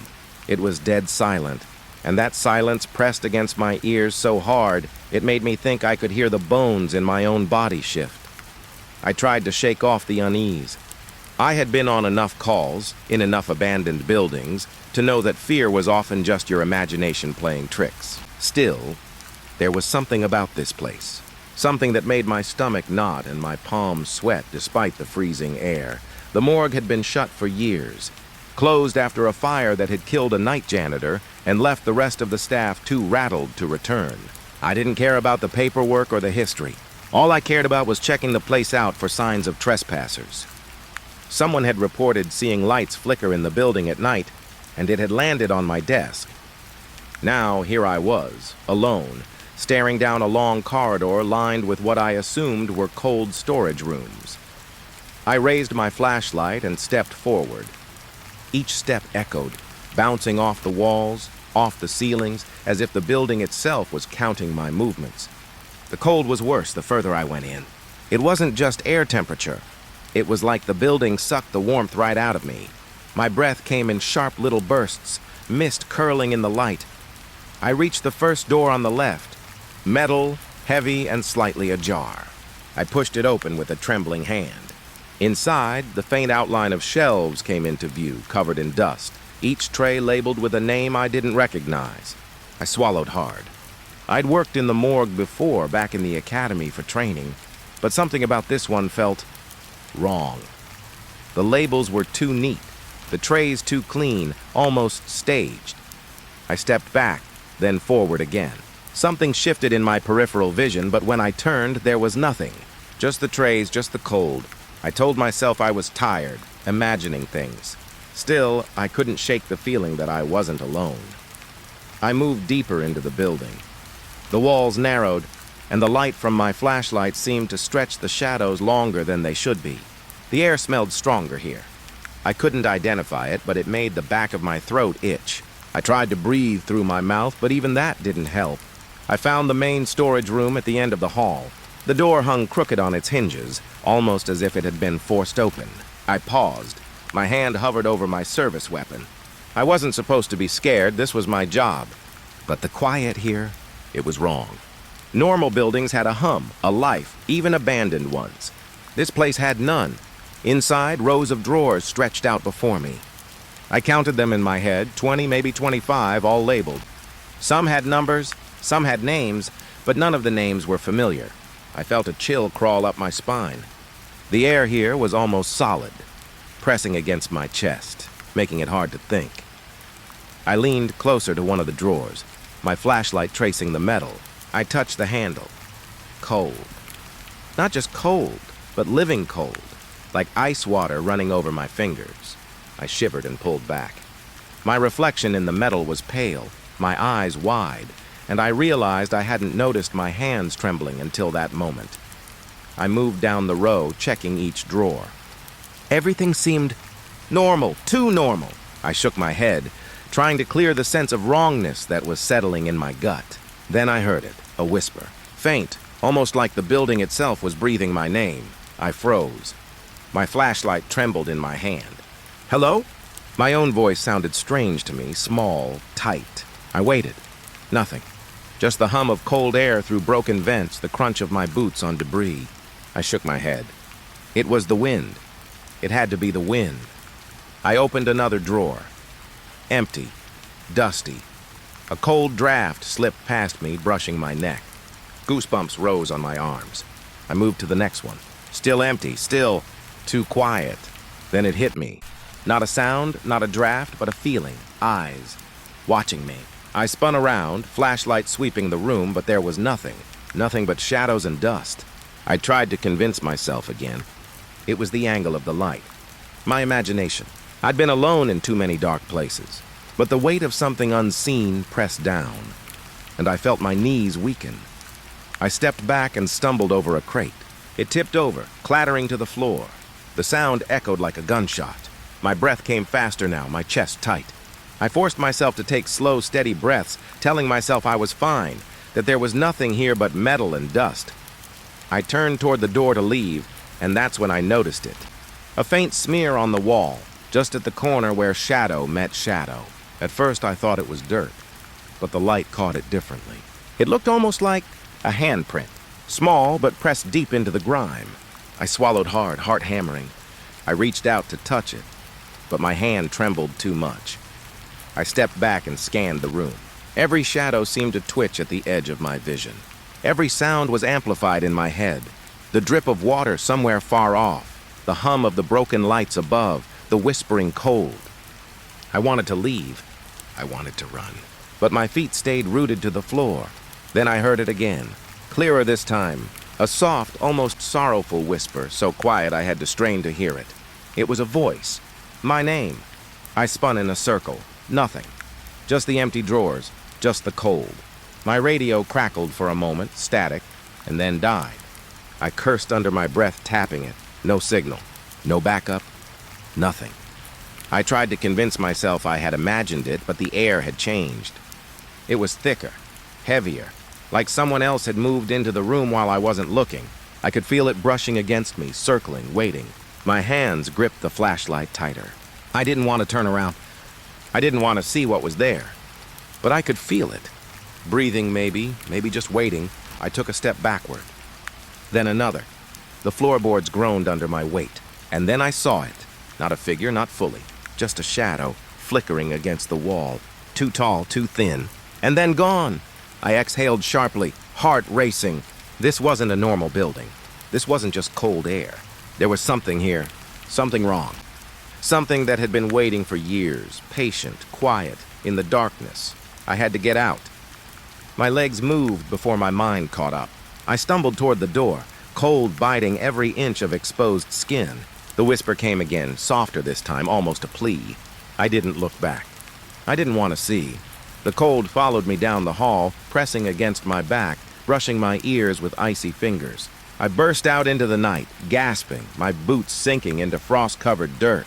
I didn't stop running until the building was just a shadow behind me, and even then I could feel its gaze on me, lingering, patient, waiting for me to return. I told myself it was just my imagination, that the cold, the shadows, the whispers were all tricks. But deep down, I knew better. I had felt it. The morgue wasn't empty, not really, and whatever was inside, it was awake, and it knew I had come. I told myself I wouldn't go back. I shouldn't have gone back. But curiosity, or something darker, pulled me like a chain through the cold night. I parked my cruiser down the street, keeping the lights off, and crept back toward the morgue. The building loomed like a sleeping giant, silent and dark, but I could feel it breathing under the frost-bitten sky. The door had shifted slightly since last night. Not forced, not broken, just open enough to beckon me in. I hesitated, hand on the handle. My heart thumped hard, each beat echoing in my chest like a warning. But I pushed it anyway, stepping into the shadowy corridor. The cold hit me immediately, the same unnatural chill that had frozen my breath and numbed my fingertips before. I held my flashlight high, sweeping across the peeling walls, the cracked tiles, the dust motes that danced like tiny spirits in the narrow beam. Every step felt heavier than the last. The building smelled different tonight. Not just mildew and rust, but something else, something faintly metallic, almost sweet. Like blood left to age. I reached the main storage room. The door hung crooked again, but tonight it seemed darker, like the shadows themselves had thickened overnight. I forced my hand to the doorknob and twisted. It moved easily, sliding open with an almost imperceptible groan. I stepped inside and froze. The drawers weren't where I remembered them. Some had shifted, slightly misaligned. Others were half open, revealing pale, cold shapes beneath the thin metal lids. My breath caught in my throat. I hadn't touched anything. I hadn't opened these drawers, yet. Here they were, moving on their own, nudged just enough to expose the emptiness, or the bodies, inside. I forced myself to look closer. One drawer creaked as it moved, as if pushed by invisible hands. Inside, a corpse lay stiff, eyes closed, skin a waxy gray. My stomach churned. I hadn't expected to see anything so real, so alive in its stillness. My fingers itched for the comfort of my weapon, but I dared not reach for it. The room was too quiet, too tense, as if the building itself was holding its breath. I moved down the row, flashlight trembling. Each drawer I passed made me step back faster than the last. Coffins, too, lined one wall. The wood was splintered in places, blackened and rotting, and yet I could swear some had shifted. They weren't aligned like they had been yesterday. One corner lifted slightly, the lid tilted as if something inside had pushed against it. My mind raced. It had to be rats, or wind, or something mechanical. But the sound, the subtle thud of wood pressing against wood, was too deliberate, too slow. It wasn't the wind. It wasn't a mechanical fault. It was deliberate. Someone, or something, was moving the dead. I swallowed hard, trying to keep my hands from shaking. My flashlight beam caught another coffin, and I froze. The shadow inside wasn't right. My stomach clenched as the lid shifted again, just a fraction, revealing the hollow eye sockets of a skull. But then the skull wasn't there. It moved. I blinked. The jaw opened slightly, just a little, and I swore I saw it exhale. I stumbled back, heart hammering. The cold pressed in tighter, wrapping around my chest, my throat, my legs. I wanted to run. I should have run, but my feet stayed rooted because I couldn't stop looking. The room seemed alive now, every shadow twitching at the edge of my flashlight. Shapes moved where there should be nothing. A dark smear along the floor, a flicker of movement across the far wall. I forced myself to step closer to another drawer. This one had a name tag. I squinted. Not a name I recognized, and yet the feeling in my gut twisted. My reflection on the metal handle looked pale and hollow, like I'd been here for days. My breath came shallow, fog curling in the beam of the light. Then I heard it, soft scraping, like fingernails on metal. My blood ran cold. I spun, flashlight sweeping the room. Shadows leapt in the corners, playing tricks on my eyes. I shook my head. "It's nothing," I whispered, barely audible over my own pounding heart. "It's nothing. You're imagining it." But then a coffin lid slid open completely, slowly, deliberately. I felt my stomach drop. A hand, pale and stiff, emerged first, fingers curling, nails scraping against the wood. I couldn't breathe. I couldn't move. And then the body lifted its head, eyes wide, staring through the darkness, unseeing, but fully aware. The corpse wasn't fully dead, not in the way I understood. It breathed, slowly, deliberately, and then it moved toward the end of the row, dragging its legs behind it, shuffling across the floor in a slow, jerking rhythm. I swallowed hard, backing away.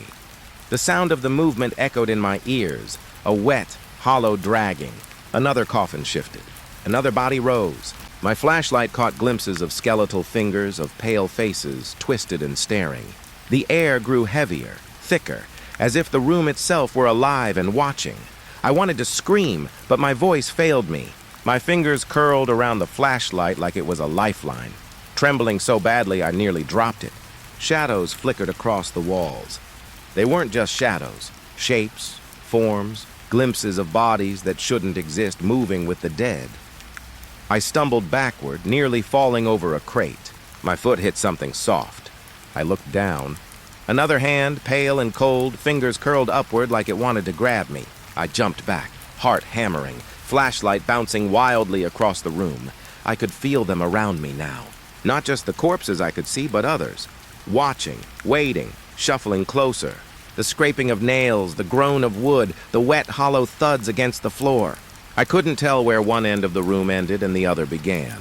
Everything was shadows, movement, cold. I tried to keep moving, stepping carefully between the drawers and coffins. But each step seemed to echo, amplifying the sound of something following, something creeping behind me. I dared not look. I knew better. Whatever this was, it didn't want to be seen fully. It thrived in glimpses, in peripheral terror. One of the corpses lurched toward me, dragging itself faster than it should have been able to. I stumbled, tripping over a metal tray and hit the floor hard. My flashlight skittered across the tiles, catching a dozen faces at once. Pale, empty eyes, twisted mouths, hands reaching toward me, some half in shadow, some fully visible. I scrambled to my feet, heart pounding so hard I thought it might burst. I ran. The cold wrapped around me like a vice, every breath stabbing at my lungs. I could hear them moving behind me, shuffling, dragging, whispering. The sound was maddening, echoing, and overlapping. Voices? Or just the echoes of what had once been human? I darted past a row of drawers. One opened suddenly in front of me. I barely dodged the hand that shot out. fingers curling around nothing but air and cold. My stomach heaved. My mind screamed. I had to get out. Had to leave. The building. The morgue. It wasn't just a building anymore. It was alive, and it wanted me to know it. The coffins, the drawers, the shadows, they all moved now, a slow, deliberate rhythm that followed me as I ran. I didn't look back. I didn't want to see the faces, the eyes, the hands reaching, but I could feel them, pressing from the corners of the room, from under the drawers, from the darkness itself. I stumbled into the hallway, boots sliding across dust and debris. The whispers followed me, soft, mournful, like a chorus of lost souls. The cold burned my skin, wrapping tighter, constricting, almost pushing me forward.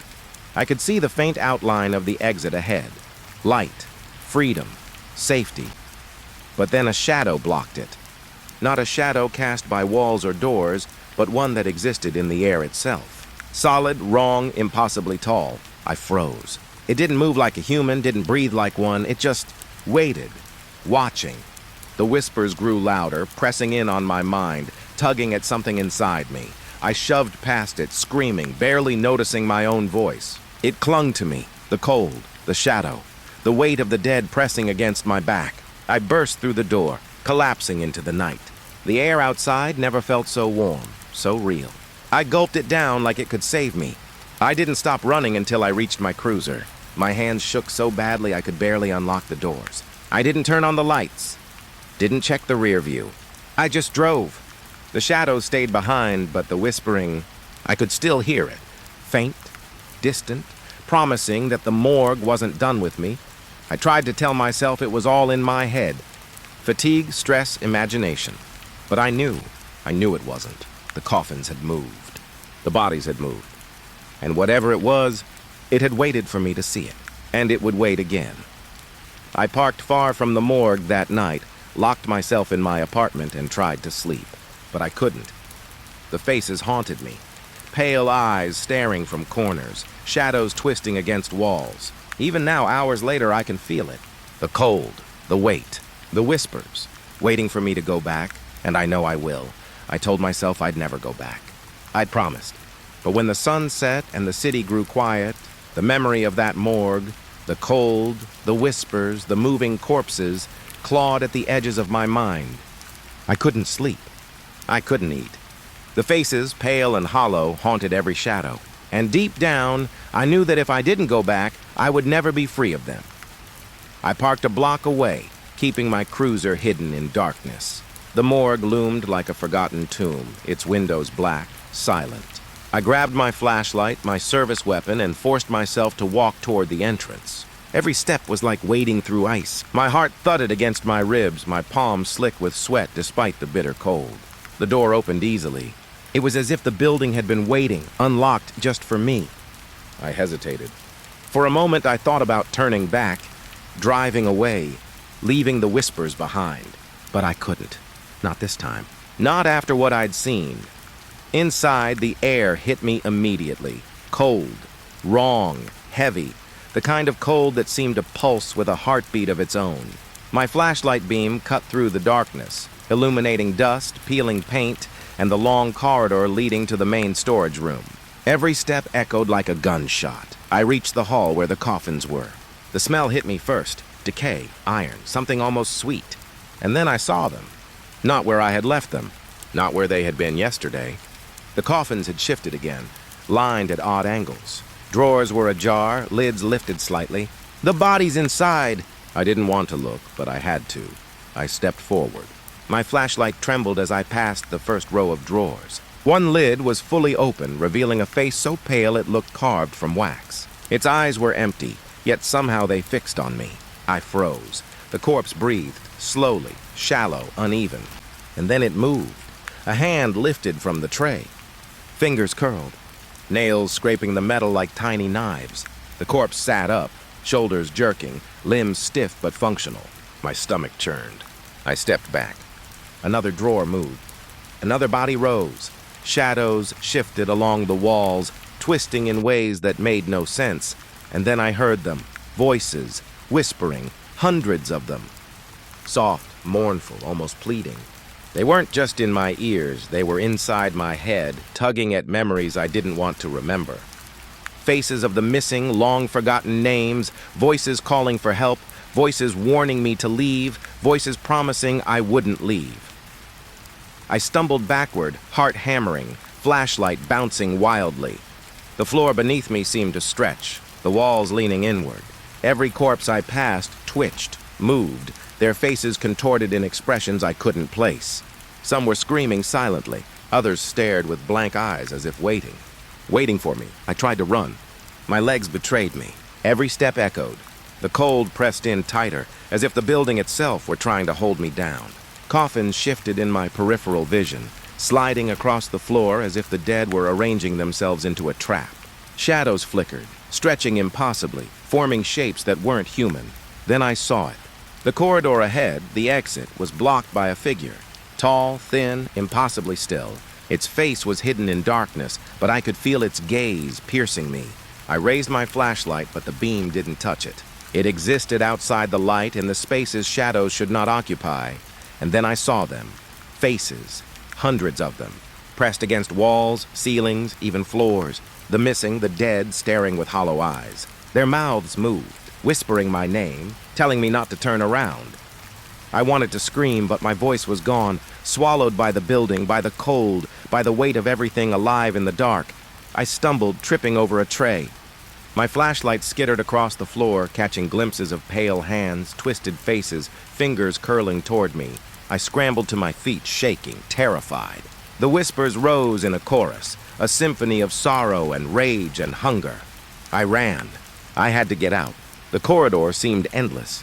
Every step forward brought more shadows, more faces. My flashlight illuminated bodies that should have been still, bodies that now moved with jerky, unnatural grace.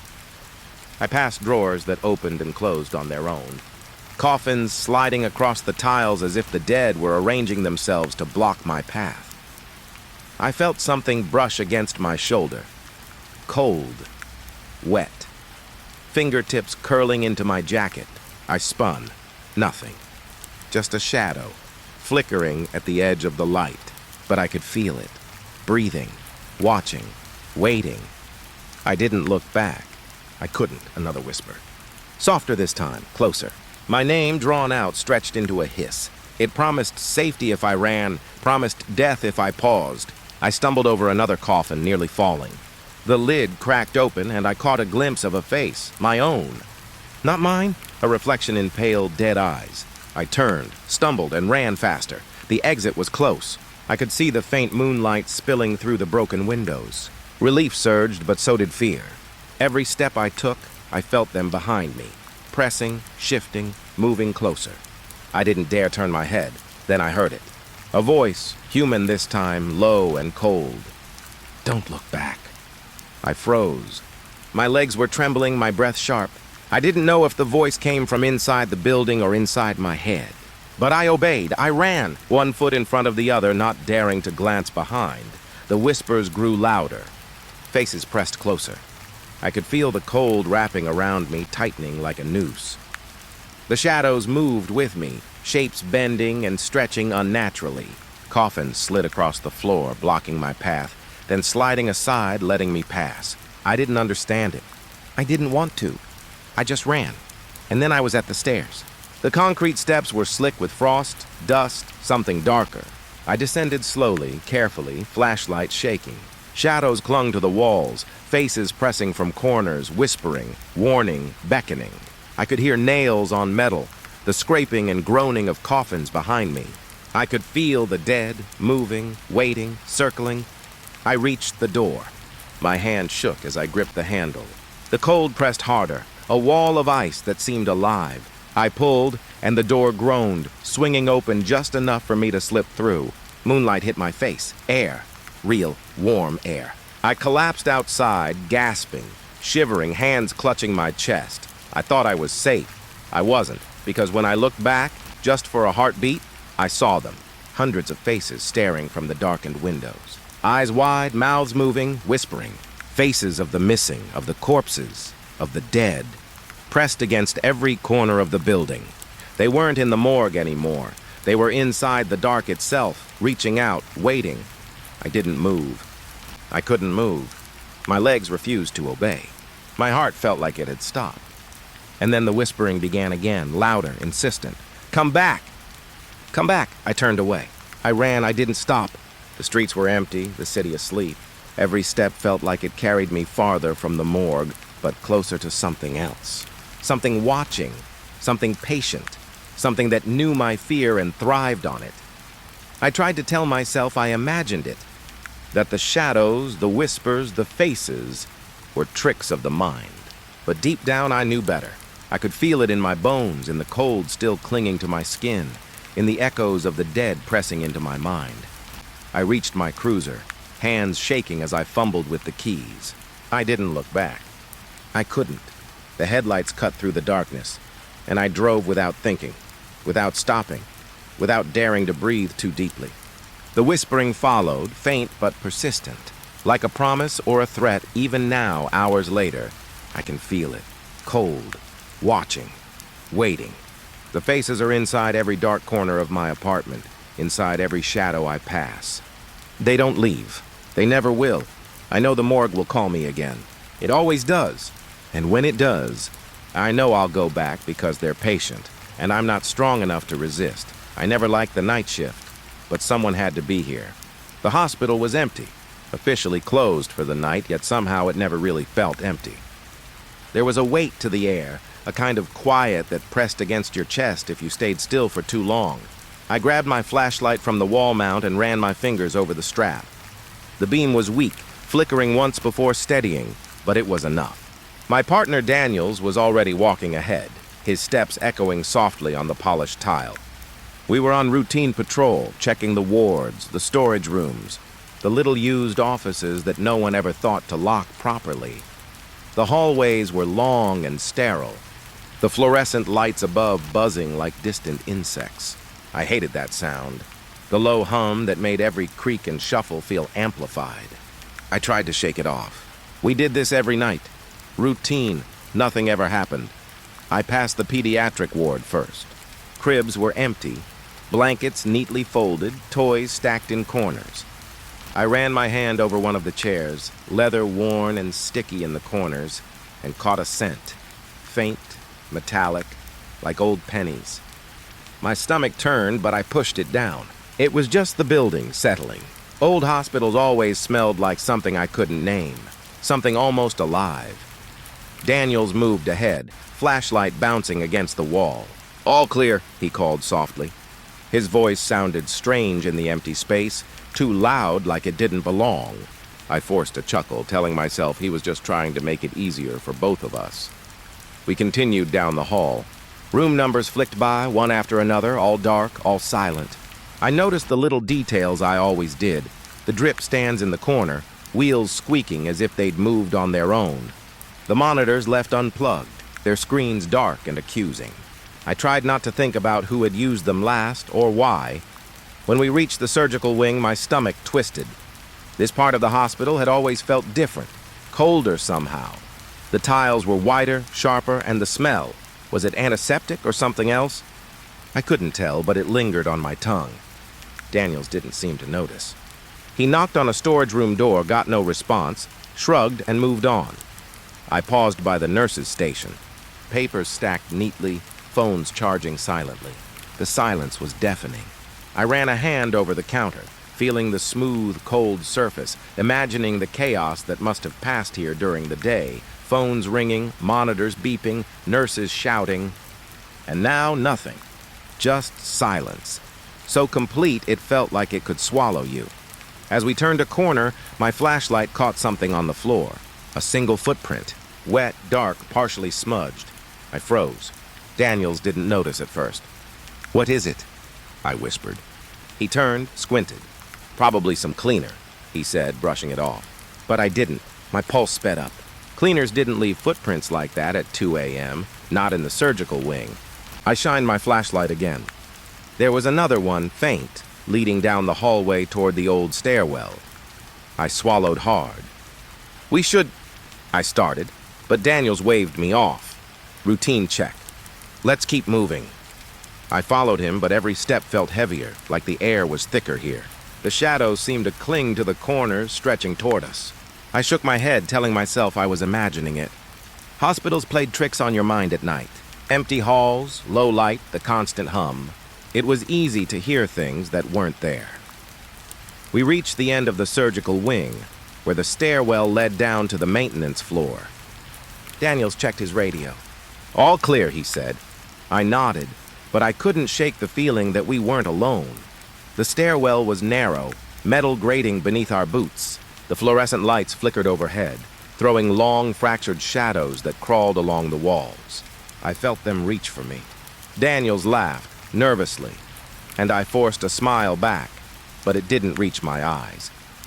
We descended slowly, flashlight beams cutting through the darkness. The smell changed, less antiseptic, more rust, old iron. My stomach knotted. I tried to focus on the task, ticking off rooms in my head. Storage closet, supply room, boiler room, routine, just routine. Nothing out of place, but then I noticed something else. A door at the end of the hall, closed, the handle worn but recently touched. I didn't remember it being there before. My heart thumped. Daniels didn't see it, didn't comment. I forced myself to move, slow, steady. Just check it. Routine check. I reached for the handle. It was warm. My hand trembled slightly. Daniels stepped closer. "Everything okay?" he asked. I nodded, trying to sound normal. "Yeah, just feels different." He shrugged and moved on. I stayed for a second, staring at the door. My flashlight caught the edge of something inside, a shadow, or maybe just a coat rack. My breath hitched. I blinked. Nothing. Just a room, empty. I shook my head and followed Daniels down the hall. The air felt heavier now, every step echoing off the walls, bouncing back at me in whispers I couldn't quite hear. I didn't tell him. I didn't want him to think I was losing it. We were professionals. Routine check. Nothing unusual. We finished the lower floor quickly, checking every room, every closet. Nothing. Just silence, shadows, and that metallic tang that lingered at the back of my throat. I kept glancing at the old stairwell door, half expecting it to move, to creak open on its own. But it stayed shut, stubborn and quiet. As we ascended back to the main floor, I noticed the hospital lobby. The automatic doors still operated, though no one had come in or out. The front desk phone rang once, and we both jumped. Daniels picked it up quickly, then frowned. No one on the line, just static. I didn't breathe until he hung up. We continued our rounds in silence, passing the emergency wing and then the general wards. Every door closed, every light dimmed. I felt like the walls were watching, listening, and I tried to convince myself it was only nerves. Only the night, only the shift. Finally, we reached the rooftop access. I leaned against the metal door, listening to the wind moan across the hospital. Daniels checked the lock and shrugged. "All clear," I nodded, trying to feel reassured. But I couldn't. The feeling of being watched didn't fade. The shadow that had lingered at the stairwell seemed to have followed me in some way, curling around the edges of my mind. We finished our rounds, logged the last check, and headed for the security office. The screens showed nothing unusual. No movement, no alarms. Yet the sense of something unseen pressed against my chest. I sat in my chair, radio in hand, pretending to focus on the monitor. Daniels did the same, tapping away at the keyboard. I thought about the footsteps, the shadow, the warm door handle. I tried to tell myself it was nothing. Routine. Always routine. But as I sat there, I could still feel it, just beyond the edge of the light, just out of sight, waiting, and I knew. I knew that whatever it wasn't going to wait forever. I was halfway through my second cup of cold coffee when it happened. A scream, sharp, raw, and ragged, cut through the hum of the security monitors. My stomach clenched, and I nearly dropped the radio. Daniels froze too, his hand hovering over the keyboard like he could make the sound disappear if he just waited long enough. The scream came again, closer this time, bouncing up the stairwell and through the vents. It was human, unmistakably, but guttural. Distorted somehow, stretched at the edges. I felt my pulse spike. "Basement," I muttered, more to myself than to him. Daniels frowned, his flashlight already in hand. "Basement?" I nodded. My heart pounded, heavy in my chest.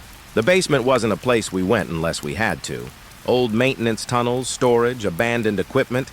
It had a way of swallowing sound and twisting shadows. It was easy to get lost down there. We descended the main stairwell slowly. The fluorescent lights flickered overhead, buzzing in a rhythm that seemed to match my heartbeat. I kept my flashlight trained ahead, but the shadows danced at the edges of the beam, curling like smoke around corners. The screaming stopped as abruptly as it had started. My throat went dry. Did you hear that? I whispered. Daniels nodded, jaw tight. Yeah, could be someone trapped. Maybe a patient wandered in? I shook my head. The hospital was empty, closed. That scream was too raw, too desperate to belong to a wandering soul who just got lost. It was fear, pure and unmasked, and it was coming from somewhere below. We reached the basement door. Cold metal, slightly rusted, the kind of door that groaned when you pushed it open. I ran my hand over the handle. It was warm, like someone had touched it moments before. A shiver ran down my spine. Daniels pushed it open, and the smell hit me immediately. Iron, blood, old and metallic, heavy in the air. My stomach roiled, and I had to fight the urge to step back. Stay close, I said, my voice quieter than I intended. We stepped inside. The basement was a cavern of shadows, stacked with shelves of forgotten supplies. The fluorescent tubes overhead flickered erratically, casting long, uneven light. Every shelf seemed to stretch farther than it should, bending the walls, twisting the corners. I shined my flashlight along the floor. There it was, dark streaks smeared across the concrete, leading deeper into the basement. Blood, fresh. I swallowed hard. We need to follow this, I whispered. Daniels hesitated. Maybe we call it in? Back up? I shook my head. Too late for that. Whoever it is, they need help now. We followed the streaks, moving slowly, listening. The silence was thicker here, suffocating. My boots echoed too loudly on the concrete floor, announcing our presence to something unseen. I kept thinking I saw movement at the edge of my vision, shadows flicking just beyond the light. I forced myself to look straight ahead. The blood led to the maintenance stairs, a narrow metal flight descending into darkness. The scream returned, low and garbled this time, like it was coming from someone crying in pain while underwater. My chest tightened. I wanted to turn back, wanted to leave it behind, but I couldn't. Not if someone was down there. I stepped down first, the metal grating cold under my boots. Daniels followed close behind. Each step seemed to drag the sound closer, making the walls vibrate in time with the screaming. I tried to focus, tried to keep my flashlight steady, but the beam wavered, shadows stretching and pulsing with a life of their own. Halfway down, I noticed the walls. They weren't clean concrete like I remembered. Stains, dark, smeared, fresh, marred the surface. I swallowed hard, tasting the metallic tang in my mouth. Daniels didn't say anything, but I could see his jaw tightening. His eyes darted to every corner, every shadow. We reached the bottom of the stairs. The screaming stopped again. Dead silence. My chest ached from the sudden absence. I could feel my pulse in my temples, loud, uneven, accusing. I whispered, "Where are you?" Nothing. The basement stretched farther than I expected. Shelves leaned at impossible angles, boxes stacked high, hallways forming out of nowhere. I felt like we'd stepped into another place entirely, a distorted echo of the basement I knew. Daniels crouched, shining his flashlight along the floor. "Blood," he said simply, voice low. "It just ends." I crouched beside him. The streaks led to nothing, just a small puddle, thick and dark, that didn't reflect our lights. My stomach turned. It wasn't just blood, it was something else. Clotted, sticky, almost deliberate in its placement. A faint noise made me freeze, a soft scraping far in the distance. I held my breath. Daniels tightened his grip on his flashlight, jaw set. The noise came again, closer, like nails dragged across concrete. My mind screamed at me to run, to get out, but my legs refused to obey. And then I heard it, a whisper, soft, barely audible over the hum of the flickering lights. "Help." Me. I nearly dropped my flashlight. Daniels heard it too. He whispered, "It's just someone trapped. We'll find them." I wanted to believe him. I wanted to tell myself that was all it was. But something in the tone, strained, desperate, echoing impossibly, made my skin crawl. It didn't belong here. Not in the basement. Not anywhere. We moved forward, guided by the whispers, by the sticky trail. Every step felt like wading through water, the air thick, oppressive. Shadows shifted in ways that didn't make sense, corners folding in on themselves. My flashlight caught shapes that weren't there when I blinked, fleeting movements at the edge of perception. Finally, we reached a small utility room. The door hung ajar, and inside, the floor was slick with dark stains. Nothing else, no one. Just the blood smeared in a pattern I couldn't understand. My stomach lurched. "They're gone," I muttered. "No one's here," Daniels whispered. "Maybe they made it out?" I shook my head. No one could have. There's no way out this far down without us hearing. They're gone. We paused, listening. The faint sound of dripping water echoed through the basement, but nothing else. No cries, no movement, only silence, and yet I could still feel it. Something lingering just beyond the reach of our flashlights. Something waiting. A sudden clatter behind us made us both spin. Boxes toppled in the darkness, though there was no wind, no one there. My flashlight swung wildly, catching glimpses of nothing. I wanted to scream, to run, but Daniels grabbed my arm. "Stay calm," he hissed. "We're still together. Nothing here can hurt us if we stay together." I nodded, trying to breathe, trying to focus. But the basement had changed. The walls seemed to stretch endlessly now, the shelves forming twisted corridors I didn't remember.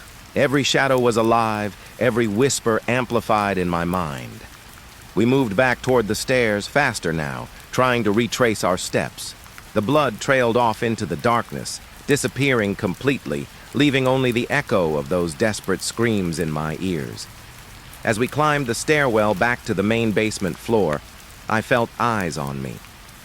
Something unseen, watching, patient. I wanted to call it out, wanted to confront it, but my voice caught in my throat. Daniels didn't notice, too focused on the flickering lights ahead. When we finally reached the door to the upper floors, I paused. The screams had stopped entirely. Only the hum of the hospital remained, like nothing had ever happened. I wanted to laugh, to shake my head and tell myself it was a prank, a trick of the night. But I knew better. We stepped out of the basement. The fluorescent lights on the main floor seemed too bright, too normal. Everything looked ordinary.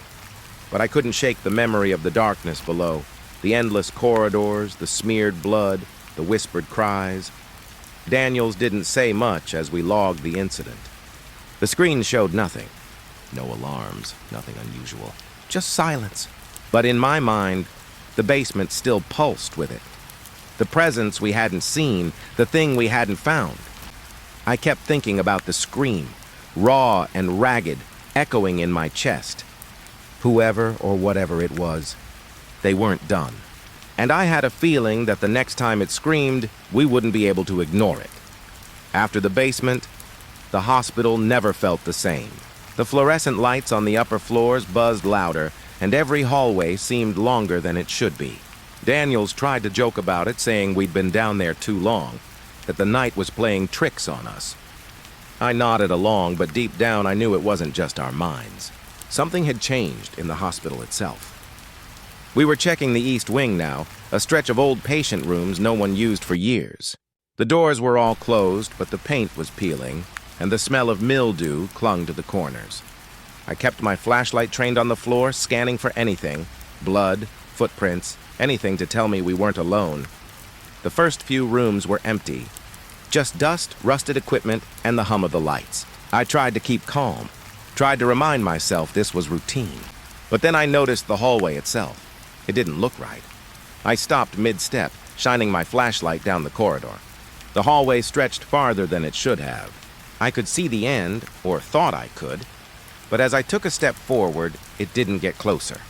The walls didn't bend, the floor didn't tilt, yet the distance felt endless. My stomach sank. "Daniels," I whispered. He was ahead, flashlight swinging lazily. "Yeah? Do you see that?" He followed my gaze and frowned. "See what?" "The hallway, it doesn't end." He looked down the corridor, his brow furrowing. "You've been staring too long." It's just the angle, shadows, whatever. But I knew it wasn't. Shadows didn't stretch like that. Halls didn't grow longer while you walked. Not unless the building itself was wrong. We moved forward, carefully, our boots echoing too loudly. Each step made the corridor stretch a little farther, as if the hospital was pulling itself apart. I swallowed hard. My chest felt tight. The sense of being watched had returned, stronger now, like the walls themselves had eyes. Then I saw it. Movement, a figure, standing just beyond the bend in the hallway. I squinted, trying to focus. Daniels froze too. It was hard to make out, just a shadow really, but it had shape. Human shape. And it moved. Or maybe it didn't. Hard to tell. I tried to call out, but my voice caught in my throat. The figure stepped closer. Or maybe we did. I couldn't be sure. The light of my flashlight caught its face for a fraction of a second. Hollow eyes, pale skin stretched too tight, mouth opening in a silent scream. I blinked. Gone. Just a shadow now. Daniels nudged me. "Keep moving," he whispered. "We need to finish this check." I followed, heart hammering. Every step felt heavier than the last, the corridor stretching longer with each movement. I glanced back. No windows, no doors we'd passed. Just the hallway, endless and unchanging. Then the lights flickered, and I realized Daniels wasn't beside me anymore. "Daniels?" I called, panic rising. My voice sounded weak, swallowed by the hallway. No answer. I spun around. The corridor was empty. My flashlight shook in my hand, casting long shadows that seemed to reach for me. I swallowed hard, trying to calm myself. He can't just vanish," I muttered. "It's the building. I'm just imagining it." But the fear clawed at my chest. The walls seemed closer now, pressing inward, twisting. I could feel a draft, cold and sharp, moving against my neck like fingers brushing my skin. My boots echoed on the floor, but I couldn't hear Daniel's steps. I tried the radio. "Daniels? Daniels, respond!" Static, only static. My stomach turned. I pressed the button again. Nothing. I swallowed hard, forcing myself forward. Each step made the hallway feel longer, darker. I could hear whispers now, faint, just beyond comprehension. I didn't recognize the words, but the tone was pleading, desperate. My pulse raced. I had to keep moving. I had to find him. The hallway split. 2 corridors now, identical, twisting away in opposite directions. My mind raced. Which way? My flashlight beam darted left, then right. Both seemed endless. I took a deep breath. "Think," I muttered. "Think." I chose the left, following a faint sound. Footsteps? A whisper? Hard to tell. Each step echoed, mocking me, stretching longer than it should. The air grew colder. My breath puffed out in short, uneven clouds, even though the hospital ventilation system should have prevented it. I reached a corner and froze. The walls were wrong. I ran my hand along them, smooth at first, then rough like skin. I recoiled. My mind screamed at me, telling me to turn back, but something drew me forward. A soft whimper echoed from just ahead. "Daniels? I hope so." I ran toward it, voice cracking. "Daniels!" The sound stopped. I stumbled forward, flashlight beam swinging wildly. The corridor stretched farther still, longer than memory should allow. I began to notice other things. Doors that weren't there before, windows that opened onto black voids, not city streets or parking lots. My stomach twisted. I wanted to scream, to run, but my legs refused to obey properly. And then I saw him, Daniels, standing at the far end of the corridor. His body was rigid, facing the wall, unmoving. I called his name again, faster, more urgently. He didn't respond. I ran toward him, heart hammering, but as I neared, the corridor shifted. The floor dropped slightly, the walls warped. Daniels wasn't at the end anymore. He was closer, but also impossibly far, both at the same time. I stumbled, catching myself on a wall. My flashlight flickered. Shadows stretched and lunged. Whispers surrounded me now, louder, more urgent, overlapping. I pressed the radio to my mouth. "Daniels!" "Respond!" Static. Only static. Panic took over.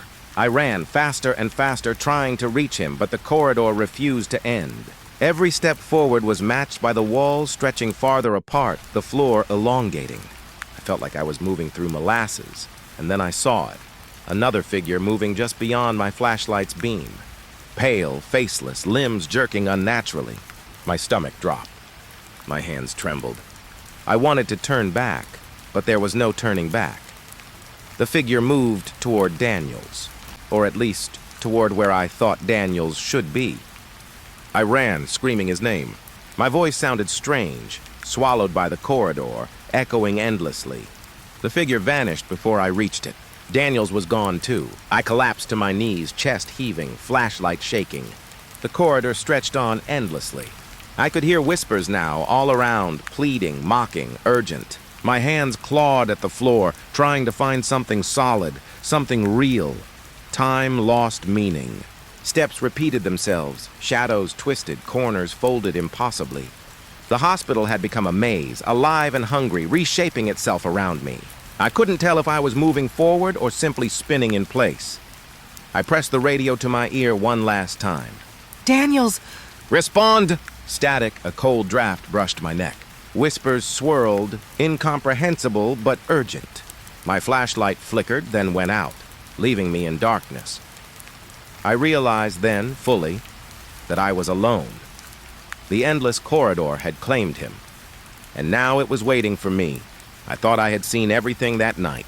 I thought the basement, the endless corridors, the shadows that twisted around corners had broken me enough. But nothing prepared me for what came next. After Daniels disappeared, the hospital felt wrong, not just empty, not just quiet.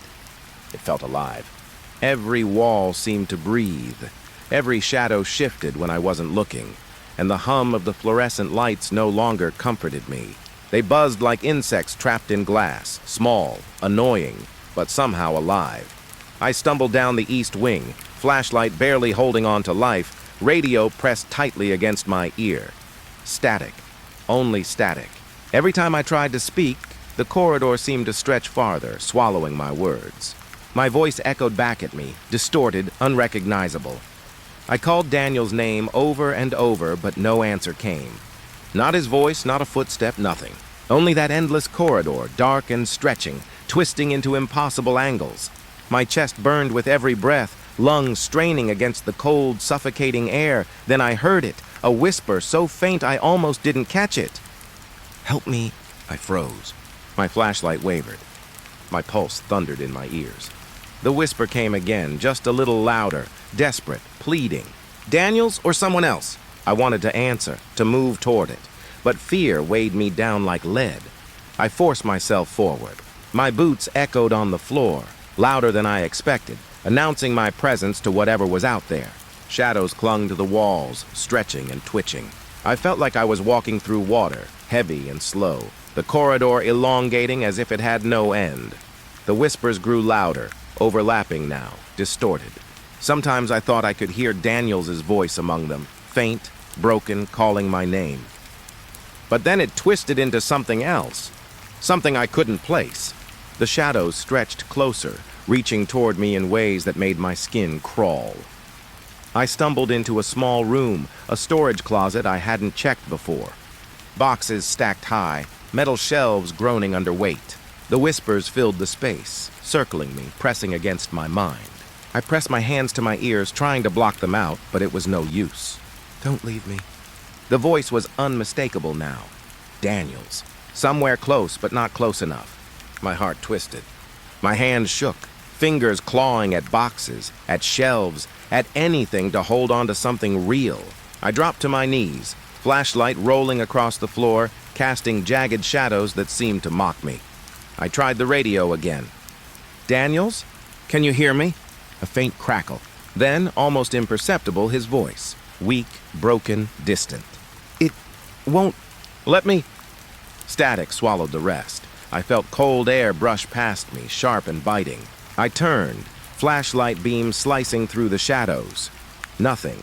Just walls, just shelves, just the endless corridor stretching beyond. My stomach lurched.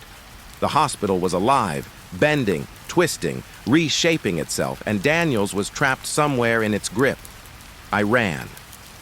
I ran through the corridor, calling his name, searching every door, every shadow. The whispers followed, louder, urgent, almost angry. I felt them crawling on my skin, inside my mind, and I couldn't tell if the voices were real or if I was losing myself. The hospital shifted again. Doors that weren't there before opened onto black voids. Windows reflected nothing but darkness. Shadows reached out from the corners, fleeting but tangible, brushing my arms, tugging at my sleeves. I wanted to scream, but my voice caught in my throat. Through the twisted halls, I thought I saw him, a glimpse of Daniel's uniform, pale in the weak light. I ran toward it, heart pounding, flashlight beams swinging wildly. But when I reached the spot, he was gone. Only the hallway remained, stretching farther than it had before, impossible angles folding in on themselves. I tried the radio again. "Daniels! Respond!" Static. Then faintly I heard it, a cry. High-pitched, desperate, so far away it sounded almost like it came through water. Not on the floor I was standing, not in the room I was in. Somewhere else. I strained to hear, every nerve on edge. "Help me." My hands trembled. I whispered back. "I'm coming, Daniels. I'm coming." The cry twisted, distorted. "Hey, you can't." No. I wouldn't accept it. I ran. The corridor seemed endless, stretching farther, walls leaning inward, shadows twisting around me, whispering, moaning, mocking. My boots pounded against the floor, echoing endlessly, matching the rhythm of my racing heart. I stumbled into another room, a patient ward. Empty, sterile, perfectly normal at first glance. But the air was thick, heavy, and the whispering voices circled me, pressing against my ears. I felt it then, a presence, something enormous and patient, waiting just beyond the reach of the flashlight. Daniel's voice cracked through the radio again, almost unrecognizable. "I can't get out." Static swallowed it again, but the tone, fear, desperation, resignation was clear. My stomach dropped. I knew then that he wasn't coming back.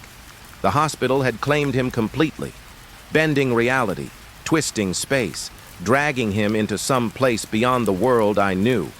I sank to the floor, flashlight rolling, hands covering my face. The whispers surrounded me now, pleading, mocking, urgent.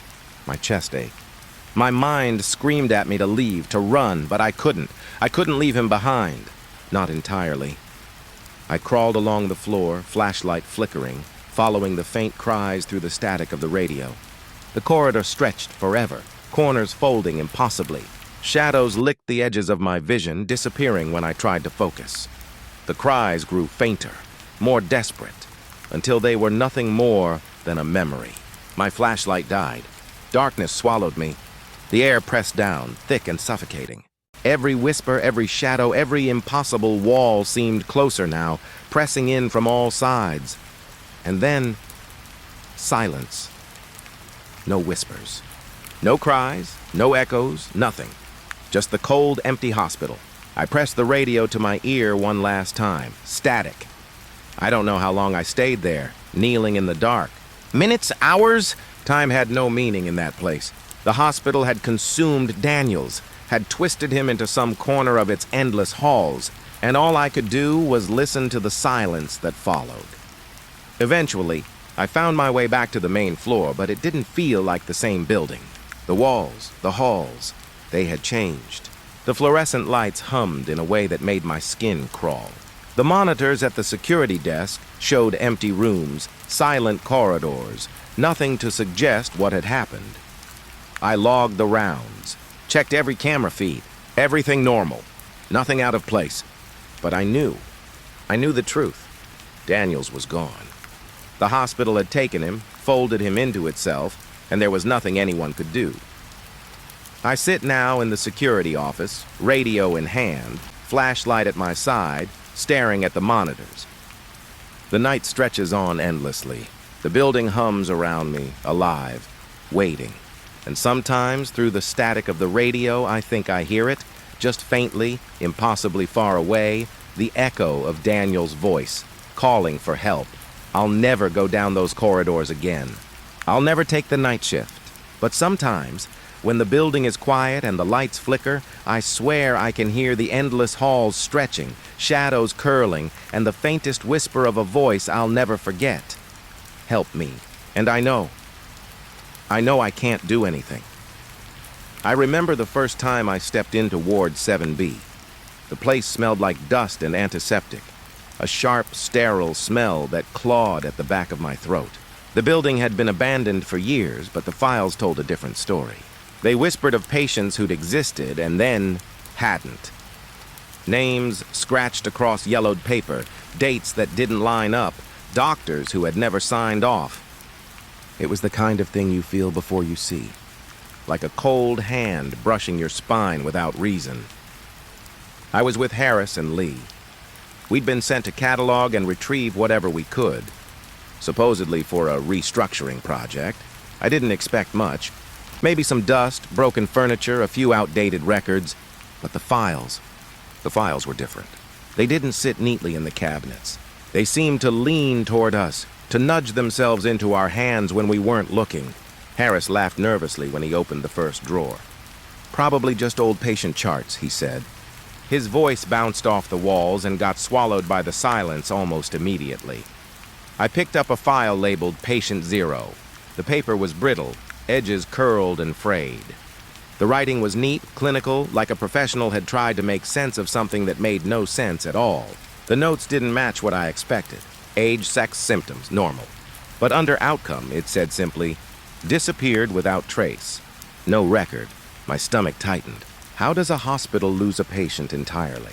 And why did the next 20 files say the same thing? Disappeared without trace. No record. Lee found a folder buried under a pile of other files. The label had been crossed out and rewritten several times, the ink smudged. He frowned. "Look at this. Dates? 1978. But it says he was in the hospital yesterday." His voice caught in his throat. I leaned over. The paper smelled faintly of mildew and something else. Something metallic. Faint like rusted blood. "That's impossible," I whispered.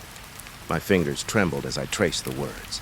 Something in the handwriting felt wrong, too precise, too deliberate. It was like the writer had watched something happen over and over, recording it carefully, patiently, but never fully explaining it. We moved deeper into the ward. The air grew colder, thick, as if the building itself were holding its breath. The files multiplied, stacked in corners, scattered on counters, tucked behind doors. Each one was the same. Patient admitted, patient disappeared. No explanation, no death certificate, no record of release, just gone. Harris joked about ghosts. "Maybe it's a new kind of infection," he said with a forced laugh, trying to break the tension. But I felt it in my chest, a slow, creeping dread that didn't match his amusement. One folder had a photograph clipped inside, a blurry image of a man lying on a hospital bed. I squinted. Something about the shadows in the photo made my stomach twist. The man's eyes were open, wide, terrified, but his face was wrong. Not wrong in a normal sense, but stretched, elongated, like the light in the photo had decided to pull him apart, to distort him in a way a camera should never capture. I dropped the folder, and the sound echoed down the hallway like a gunshot. Lee and Harris froze, their faces pale. For a long moment, we just listened. Nothing. Then a faint shuffling came from down the hall, a slow scrape, like something dragging itself across the floor. I told myself it was just the old building settling, but even as I thought it, I could hear it again, a little closer this time. The files rattled in the drawers as if someone or something was moving them. I went to a cabinet against the far wall. My fingers brushed against a thin layer of dust, and I pulled open the drawer. Hundreds of folders stared up at me, stacked so tightly I could barely lift one. I picked a file at random. It was a woman this time. Age 32. Admitted for fainting spells. Discharged not found. The handwriting changed midway down the page, jagged and hurried, like the person writing it had been interrupted. There were notes scrawled in the margins. She watches. She waits. She is patient zero. I swallowed hard. The words felt alive. I could hear them, almost whispering in the corners of my mind. Harris laughed nervously again, but there was no real humor in it. "You're reading too much into it," he said. But even as he spoke, I thought I saw movement in the corner of my eye. Something small, something black, shifting just at the edge of the light. I blinked, and it was gone. The hallway stretched out ahead of us, long and narrow, lined with more cabinets and more files. Each drawer we opened seemed to breathe, like the building itself was inhaling the fear we carried inside us. The names became harder to read, the ink smeared, the handwriting more erratic. One file listed dozens of patients with the same admission date. The handwriting was the same for all of them, meticulous, neat, clinical. And then suddenly scrawled across the bottom in jagged letters, "You will join them." I dropped the folder. The sound of it hitting the floor was deafening in the silence. Lee and Harris looked at me, their eyes wide. My hands were shaking, and I could feel my heartbeat in my throat. Something in the air had changed. It wasn't just cold anymore, it was sentient, watching, waiting. I could feel it pressing against the back of my neck, crawling up my spine. We tried to leave. The hallway seemed longer than before, the walls closer together. The doors we had entered through now looked miles away. I could hear the files rattling, whispering, though no one else touched them. The papers moved like a slow wave, like something under the floor was shifting them around. Harris tried to radio it in, but the static swallowed his voice. Lee reached for my arm, whispering my name, but even his words felt distant, muffled, like they were underwater. Then I saw it. A shadow in the corner of the hallway, low to the ground, crawling along the floor like a child playing a game it shouldn't know. It paused, and for a moment, I could see its face. No features, just darkness where eyes and mouth should have been. But I knew it was looking at us, and it knew something we didn't. I don't remember how long we ran. The files seemed to chase us, sliding along the walls, falling off counters in a soft, eerie clatter. Every drawer we passed opened and closed on its own, releasing a thin mist that smelled faintly of bleach and decay. The hallway twisted in impossible ways. I could see the same file lying on the floor in front of us over and over again. Each time a different name. Patient 27, Patient 43, Patient 0. When we finally burst into the main foyer, gasping for air, I expected the sunlight to feel safe. But the hospital had swallowed the day. The light didn't penetrate the shadows, and the air was still thick, heavy with the scent of old paper and something older, darker. The files lay scattered across the lobby floor, some opened, some closed, all of them whispering names we didn't know and never would. Harris swore he saw movement in the reflection of a broken window, a face pressed against the glass. But when we ran over, there was nothing. Lee wouldn't speak. He just clutched a folder to his chest, rocking back and forth. I stared at the words scribbled inside. Disappeared without trace. No record. I took a deep breath and tried to make sense of it. Maybe it was just a building, old and abandoned, playing tricks on our eyes. Maybe the files were just poorly kept records, distorted over decades. But I knew it wasn't that simple. The hospital had a memory, and it remembered more than it should. I could feel it in my bones, deep, crawling, like something waiting just out of sight, watching, learning, cataloging. And the thing that chilled me most of all was this. Among the hundreds of files, each one chronicling a patient who vanished completely. There was one folder I didn't see at first, lying alone on a table. I hadn't picked it up. I hadn't looked at it, but I could feel it calling my name. Patient 0, I didn't touch it. I couldn't. But when we left, I swear the hospital sighed behind us, a long, wet sound, like lungs exhaling after decades of holding breath. The files stayed. They always stay. And now I can't stop seeing the names, scribbled across my vision when I close my eyes. The hospital isn't empty. It never was. And I think it's still waiting, because the files don't forget, and they don't forgive. The operating room smelled like rusted metal and old disinfectant. I hadn't expected to feel anything in a place that hadn't been used for decades. But the air was alive, heavy and sour, like the room had been holding on to something it wasn't ready to let go.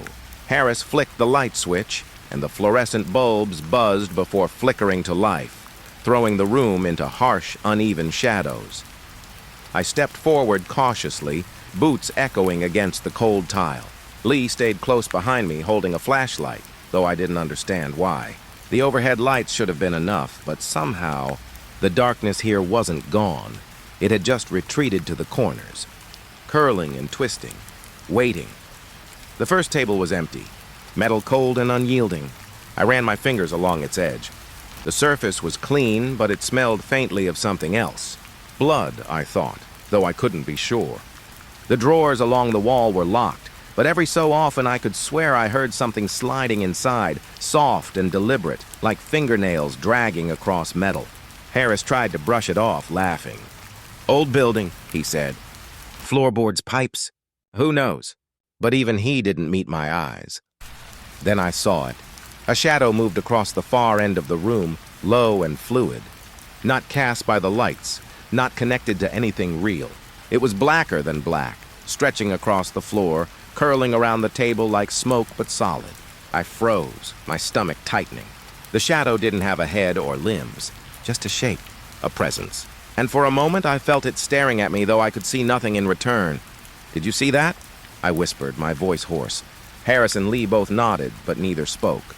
We edged closer, and the shadow shifted, sliding behind the surgical lights. Every time we stepped toward it, it vanished. Just gone.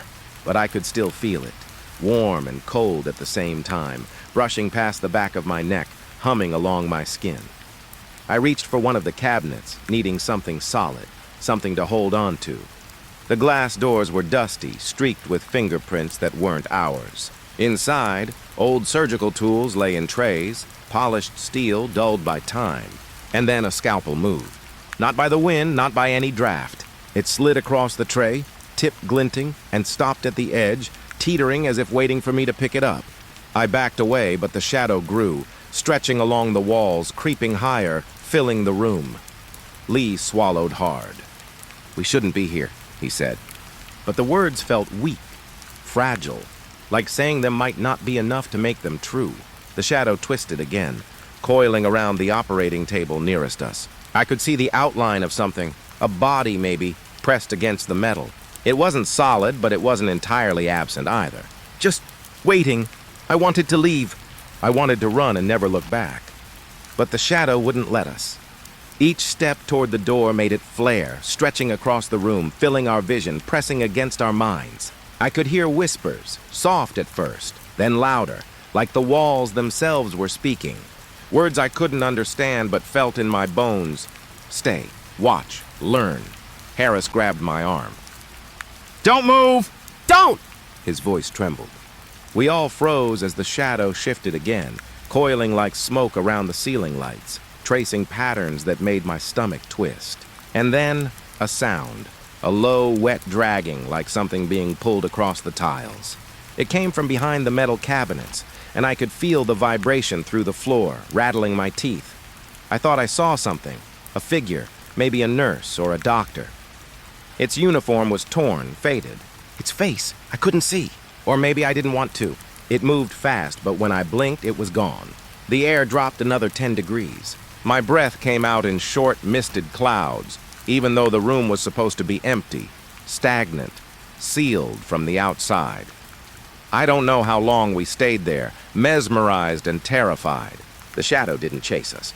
It just waited, stretching and coiling, sometimes pausing as if curious. The surgical lights flickered, the bulbs buzzing, shadows dancing across the walls like the limbs of corpses. I could see the dust in the air swirling in slow, deliberate currents, circling the shadow. Then Lee spoke, voice barely above a whisper. "It's the patients, isn't it? From the files."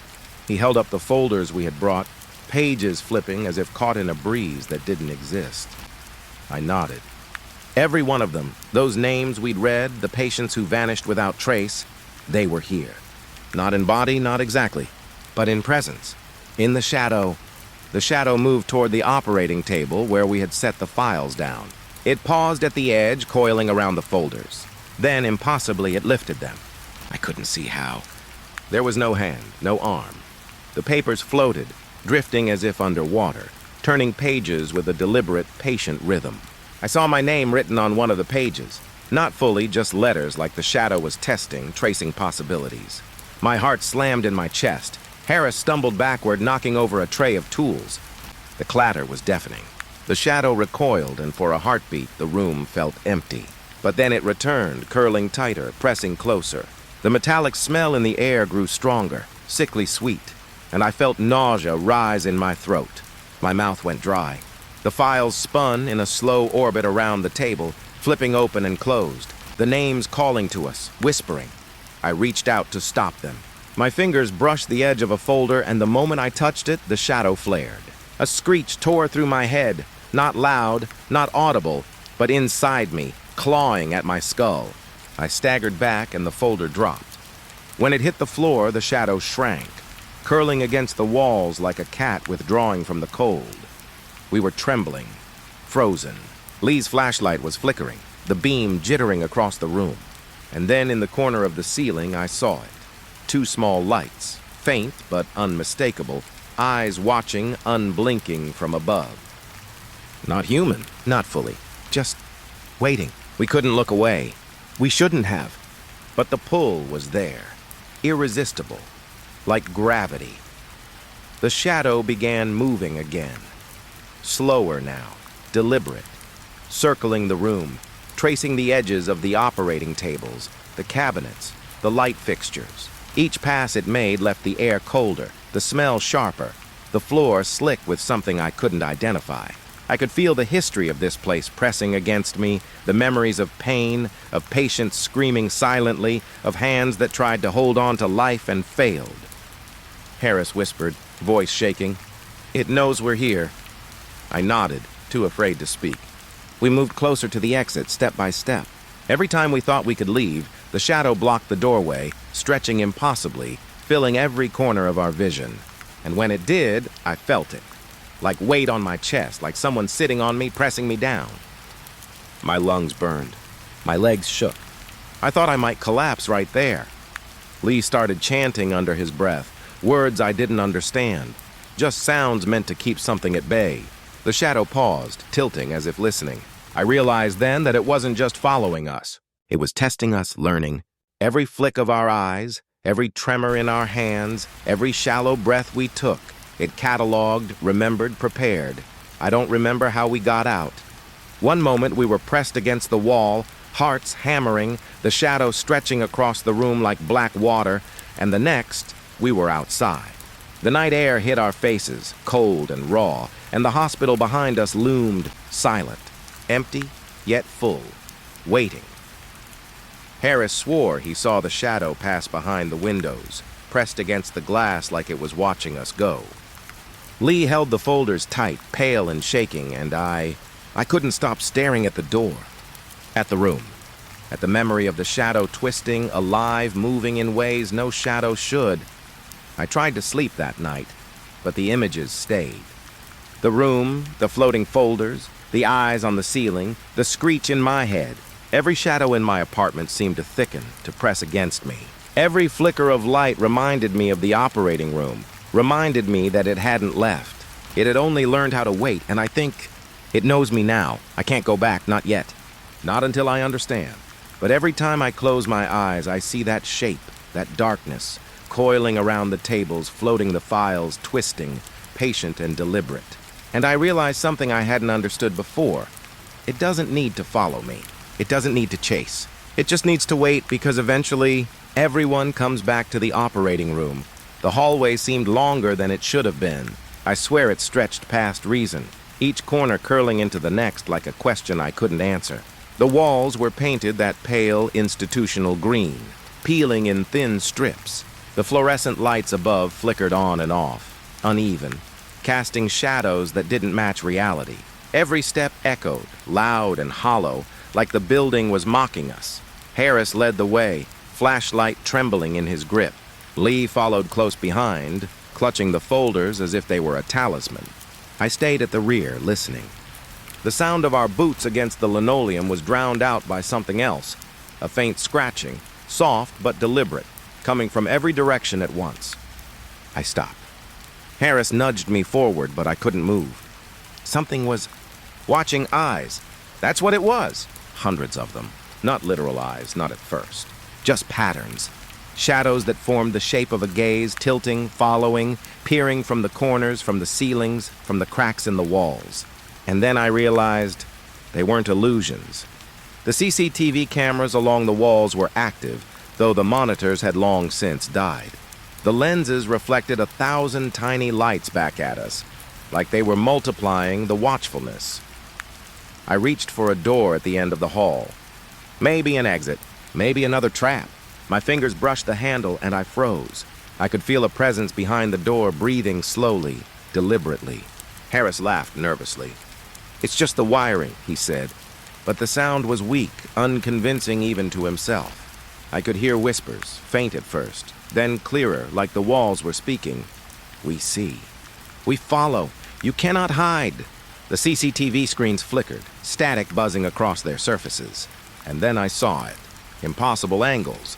One camera showed us walking down the hall from above. Another showed the same hallway, but from below the floor looking up. A third was placed directly behind us, though no camera existed there. The files we carried, shadows danced across them, moving without human hands. Every time I looked up, an eye seemed to follow me, lingering just a second too long. I tried to tell myself it was my imagination. It had to be. But every step confirmed otherwise. Every flicker of light, every shadow that didn't match its source, every whisper in the air, it was real. And it wasn't just watching, it was learning, cataloging, waiting. Harris pointed to a door on the left. "Maybe the stairwell's here," he said. But the moment he opened it, the hallway stretched again, longer than before. No stairs, just more eyes, more angles, more impossible reflections. Lee froze. "It's the files," he whispered. "They're calling it. They're showing it to us." I turned one of the folders over in my hands. Patient after patient, vanished without record, disappeared. Eyes followed each name. And then in the margins, something new. Notes scribbled in frantic, looping handwriting, words that weren't there before. "You are next. They see you." I wanted to drop the folders, but I couldn't. Not entirely. The files had weight. Not physical, but something heavier. Like guilt. Like knowing. And every step I took, I felt the eyes intensify. Hundreds of pinpoints tracing my movements, pressing into my mind. Harris tried to break the tension with a joke. "Great, haunted hospital cameras. That's all we needed." But his words were swallowed by the hallway, absorbed by the countless unblinking stares. I could see the shadows shifting just beyond the edges of the light, subtle at first, then more deliberate, tilting and stretching as if to mimic our movements. Then I noticed something on the floor, small indentations, like footprints, moving forward before we did. Our own? No, they were too small, too precise. Each step we took, the prints seemed to anticipate, pressing down in the linoleum like a mirror of our path, or worse, a shadow of a path we hadn't yet taken. I felt a cold sweat prickling down my neck. Lee's voice broke the silence. "Harris, did you see that?" I turned toward him. His eyes were wide, unblinking. He pointed at a wall where the paint seemed to ripple, distort. And then I saw them, eyes, not painted, not reflected, real, impossibly small, embedded in the wall itself. They blinked as we passed, following, tracking. I could feel their gaze crawling along my spine, across my arms, burrowing into my chest. I wanted to scream, but the sound wouldn't come. The hallway seemed to stretch further, as if swallowing the noise. My own heartbeat echoed loud and ragged, bouncing off walls that didn't exist, repeating infinitely. Each step forward felt like walking deeper into some calculated trap, a labyrinth designed not to contain us physically, but to trap our perception, our sanity. The files shifted in my hands. Pages flicked open as if blown by wind, though the air was still. Names stared at me, twisted in the margins, letters curling into something unfamiliar, yet familiar. "You cannot leave." They see everything.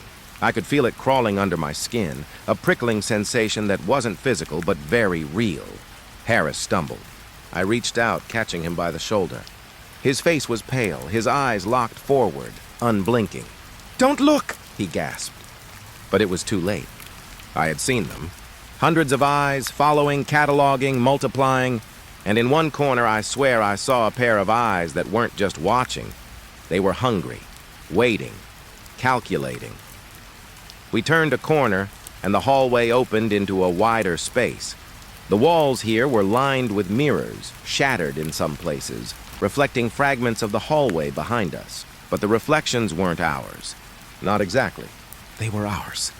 But wrong. Our limbs stretched, our eyes enlarged.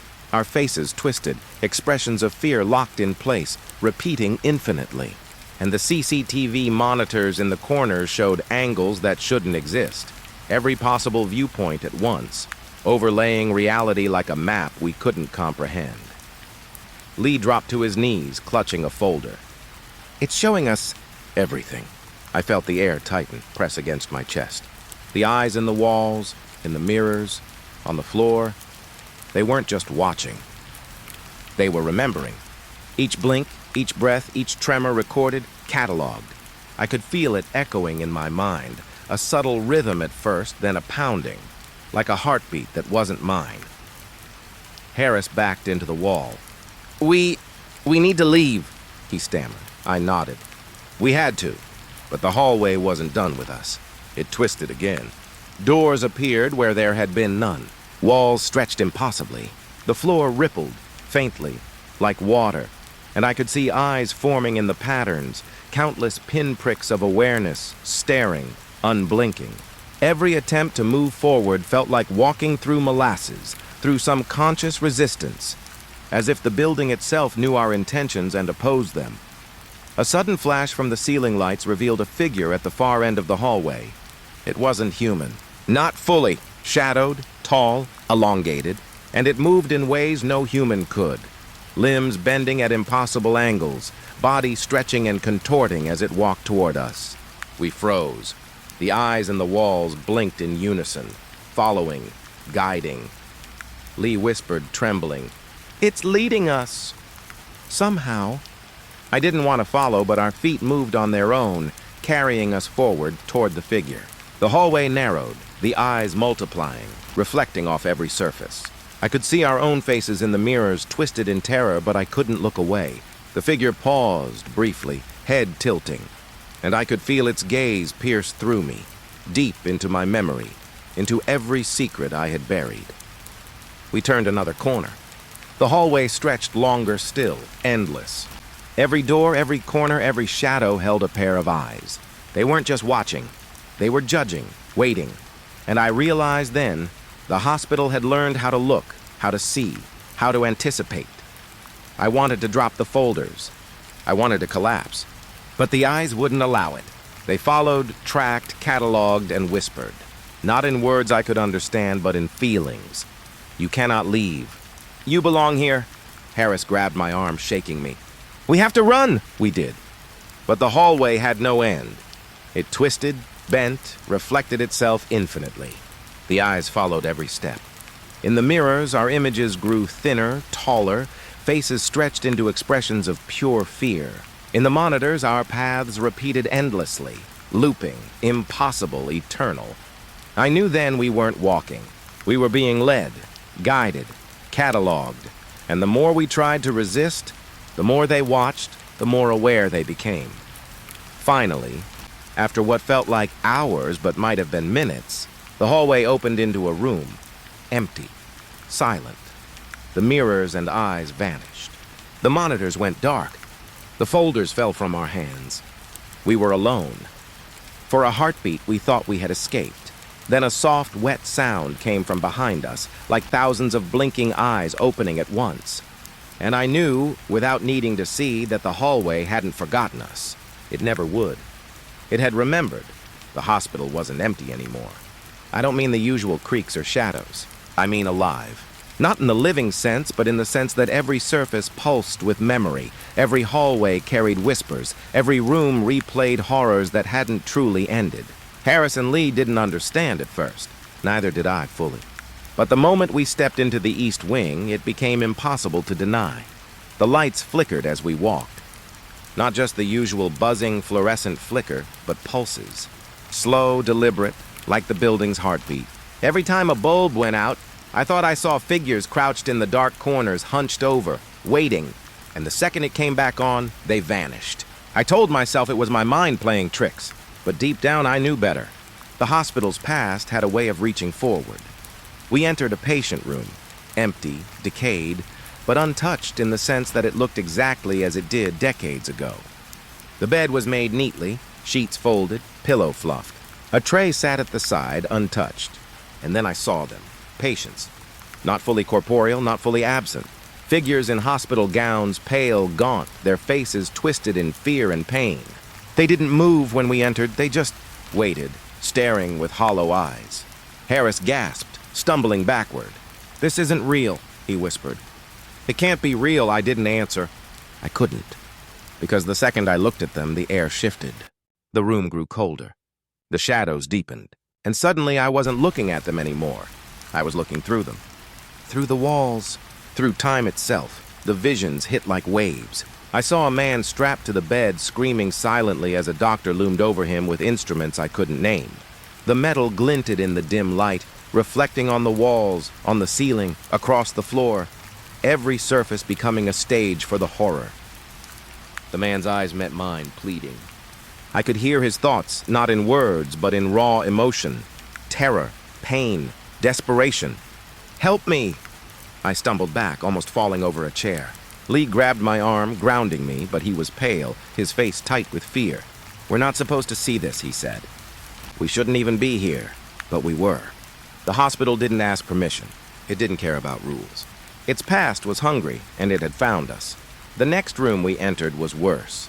A young woman lay on the bed, her skin gray and mottled. She screamed without sound as shadows moved across her body, forming shapes that weren't human, shapes that clawed, tore, dismembered, but the pain never ended.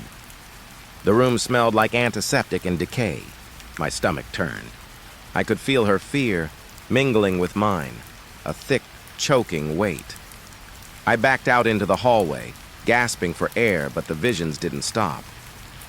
They followed. The walls flickered, showing scenes from the past. Patients crawling across floors, nurses screaming as they tried to help, doctors arguing, experiments, treatments that shouldn't exist. It was all there, layered, folded in the fabric of the building. Harris muttered something under his breath. I didn't catch it, but then I understood. He was seeing them too. The past wasn't locked to me alone. It wasn't selective. It was universal, and the hospital knew we were watching. I could feel it pressing in, closer, stronger. The shadows thickened, crawling along the floors and walls, forming shapes that weren't fully human. Faces appeared in the paint, etched into the peeling surfaces. They blinked, smiled, twisted in silent laughter or silent screams. And then the whispers began again, rising from the walls, the floor, the ceiling, overlapping in layers of sound I couldn't decipher but could feel. "You cannot leave. You will stay. You belong." We moved down the hallway, trying to find a way out, but every turn brought a new vision, a new horror. The rooms weren't empty. They were filled with echoes of the past. I saw children in beds, gaunt and hollow-eyed, their mouths moving in silent cries. I saw elderly patients screaming at doctors who didn't exist anymore. I saw figures in uniforms, faces long dead, reaching for something we couldn't give. I tried to block it out, to focus on the floor, the walls, anything, but it seeped through. The air vibrated with it. I felt cold fingers on my shoulder, but when I turned, no one was there. I heard footsteps behind me, pacing, waiting, never advancing, never retreating. And the files in Lee's hands shifted again, pages flicking as if blown by a phantom breeze. Then I realized something worse. The building wasn't just showing us its past. It was replaying it with intent. It wasn't random. Every vision, every whisper, every shadow seemed designed to wear us down, to make us see, to make us remember things we had never experienced but somehow knew. The hospital had become a trap of memory, of fear, of lives ended and erased. I stumbled into one of the larger rooms, a former ward. Rows of beds lined the floor. Patients, more real than shadows, more tangible than memories, stared at us. Their eyes were hollow, but their gaze was sharp. I felt them pierce my mind, probing, testing, measuring. Each step we took echoed across the room like a drumbeat in a cathedral of horror. Harris whispered something about leaving, about running, but the hallway we had come from had disappeared. The exits weren't exits anymore. The walls pulsed, folding in on themselves, showing us scenes of past horrors as if daring us to look away. And every time we tried, the shadows would twist, forming figures that reached out, dragging at the edges of our vision. I could feel Lee shaking beside me, clutching the folders like a shield. But the folders offered no protection here. The files didn't hold the past at bay. They brought it closer. Each name, each patient, each disappeared without trace. Entry manifested before us. The hospital remembered them all. It remembered everything. The air thickened. I could barely breathe. The shadows moved in the corners of my eyes, forming indistinct shapes, figures hunched, crawling, suspended in mid-motion. And then, from the far end of the room, I heard a soft, wet dragging sound, like something being pulled along the floor. It was deliberate, patient, rhythmic. My stomach twisted. I didn't want to look, but I had to. I turned. A figure emerged from the darkness at the far side of the ward. Its form was human, vaguely, but wrong. Its limbs bent at impossible angles, its torso stretched, its head tilted unnaturally. And its eyes, thousands of them blinking in unison across its body, followed us. Not just tracking movement, but seeing us.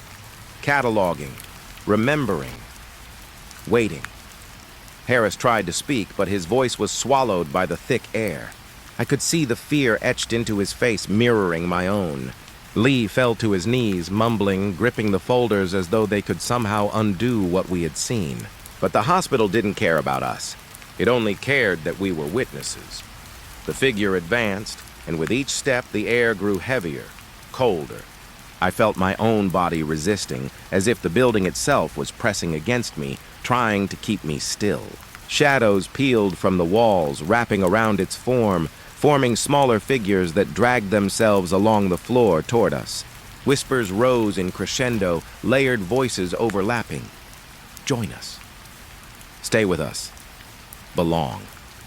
I felt a sharp tug at my mind, memories that weren't mine surfacing, faces of patients we had cataloged, screams we had read about, terror we had never known. And then it hit me. The building wasn't just showing us visions. It was sharing them, folding them into our consciousness, making us part of its memory. I stumbled back, nearly falling over a bed. The figure paused, tilting its head. I felt it assessing me, weighing my mind, my fear, my resistance. The shadows around it thinned, concentrating, focusing. And then, almost imperceptibly, I heard it. A voice, wet, guttural, like metal scraping bone. You belong here. I could feel the others trembling beside me, their minds fraying. The files slid from Lee's hands, pages fluttering open on the floor. Names, dates, outcomes, each patient alive in memory, alive in the building. Their faces pressed through the thin veil between time and reality, screaming, reaching, never ceasing. I knew then that leaving was impossible. Not yet. The hospital didn't let go. It couldn't.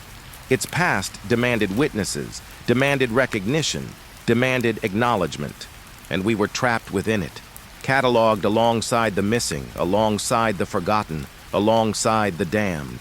The figure moved again, advancing slowly, deliberately. Its body stretched unnaturally, folding over itself, limbs twisting, faces emerging in patches of shadow. And every step it took, the past pressed closer, the walls pulsing, the shadows thickening, the air vibrating with memories of suffering, loss, and abandonment. I tried to focus on my own breathing, shallow and quick, but the hospital refused silence. Whispers filled my ears, each voice distinct yet overlapping, pleading, accusing, warning. You will stay. You cannot leave. We remember you. Harris grabbed my arm, yanking me backward. We have to keep moving, he said. But the doors shifted, walls twisted, and the hallway we had come from was gone. Only the past remained, tangible, living, pressing down, filling every corner, every crack, every shadow. Lee began to cry softly, clutching the folders, muttering names, dates, outcomes, trying to anchor himself, to anchor us, to make sense of the chaos. But sense was gone. Logic was irrelevant. The hospital existed on a different plane, one where memory was tangible, where fear was real, where shadows were alive. I turned to the figure one last time. It paused, head tilted, eyes glinting in countless directions, each blink synchronized with the heartbeat of the building itself. The shadows thickened, pressing against us, and I understood. The past wasn't done with us. It never would be. We moved forward, deeper into the wing, surrounded by memories that weren't ours, by shadows that weren't entirely corporeal, by whispers that clawed at the edges of our minds. The hospital had claimed us in part, but not fully yet. It wanted more, always more. And as we walked, I knew something worse than death awaited anyone who truly saw it. The past doesn't forgive. The hospital doesn't forgive. And the shadows. They never stop watching. We shouldn't have gone back. I know that now. But some force inside me, the same force that had led us through the files, through the shadows, through the hallucinations of the hospital's past, pushed us forward. The east wing stretched endlessly before us, flickering in weak fluorescent light, the walls crawling with memories, whispers, and shadows. I could feel them pressing closer with each step, heavier, tighter, like gravity had shifted inside the building. Harris and Lee were silent. Their faces were pale, drawn, eyes darting to every corner. I could see the fear etched in their muscles, in the way their hands trembled around the folders. We were all carrying pieces of the past with us, bits of patients who had vanished without trace, their lives compressed into paper, their memory trapped in the hospital like a living organism. And now, that organism was hungry. The hallway narrowed. The air thickened, heavy with a scent I couldn't place, metallic, sweet, like old blood fermented into air. Shadows stretched along the walls, coiling, twisting. I could see the outline of figures pressed into them, faces that weren't there, watching us as if we had walked into their private theater. The whispering started again, soft at first, then louder. Join us, belong, become. We entered a small patient room. The bed was empty, but the air trembled with expectation. I felt it immediately. A presence in the corner, barely visible, crouched low, waiting. The walls pulsed, like the heartbeat of the building itself. Every flicker of the light revealed movement. More shadows, more eyes, more watching. Harris swallowed hard. "We can't stay here," he said. But the hallway we came from had disappeared. The doors shifted, folding the corridors in on themselves until escape felt impossible. The hospital wasn't letting us leave. Not yet. Then I saw it. Lee standing frozen near the bed. His face was pale, drawn, eyes wide with a mix of terror and fascination. Something had him. I could feel the pull on him, gentle but irresistible, like a tide dragging him into the room. His body trembled as if responding to commands only he could hear. "Lee!" I shouted. But my voice didn't reach him. The shadows thickened, pressing around him, curling upward from the floor, brushing against his skin like cold fingers. He didn't move. He just stood there, mesmerized. A shape began to emerge from the corner, coalescing from shadows. At first it was only blackness, a void pressing against reality, but slowly it stretched into a form, a figure that moved unnaturally, bending in ways a body shouldn't, folding over itself, limbs twisting. Its face was featureless, but I felt its gaze penetrate me, deep, intimate. Cataloging. Lee's body shifted slightly. He moved toward the bed unresisting, guided by some invisible hand. Harris grabbed me. "We have to stop this!" he yelled. But the shadows laughed, soft, wet, inhuman. And then the voice came crawling into my mind. "You will join. You will become." The patient always returns. I reached for Lee, grabbing his arm. But my hands passed through him as if he had already begun to dissolve into the room itself. The folders he had been holding floated upward, pages turning like wings, swirling around him in a vortex of names, dates, outcomes. I could see every patient we had cataloged, every vanished body, every forgotten scream swirling together, a black storm feeding on the present. "Lee!" I screamed, and for a fraction of a second his eyes met mine. Panic, recognition, but then something else, something alien, flickered across his face. Acceptance, submission. He didn't resist anymore. The shadows pressed closer, wrapping him in black tendrils, lifting him slowly from the floor. Harris lunged, trying to grab him, but a wall of darkness erupted between us. It wasn't solid, but it wasn't nothing either. It pressed, heavy and suffocating. I could feel the weight of every patient who had disappeared without record, every scream, every pleading glance pushing me backward. The building itself was alive, aware, and it had chosen its next occupant. Lee's body hovered above the bed now, enveloped completely by the shadows. The pages of the folders spun faster, names whispering in a chorus of anguish. You belong. You belong. You belong. And then the first sounds escaped. The voices of the vanished, layered and overlapping, screaming, laughing, crying. Not just in our ears, but inside our minds, clawing at our sanity. Harris and I tried to reach him, but the shadows shifted, creating impossible geometry in the room. Angles bent, walls twisted, ceilings descended. Nothing followed the rules of reality anymore. The hospital had rewritten itself around us, molding itself to feed on our fear, on our presence, on our lives.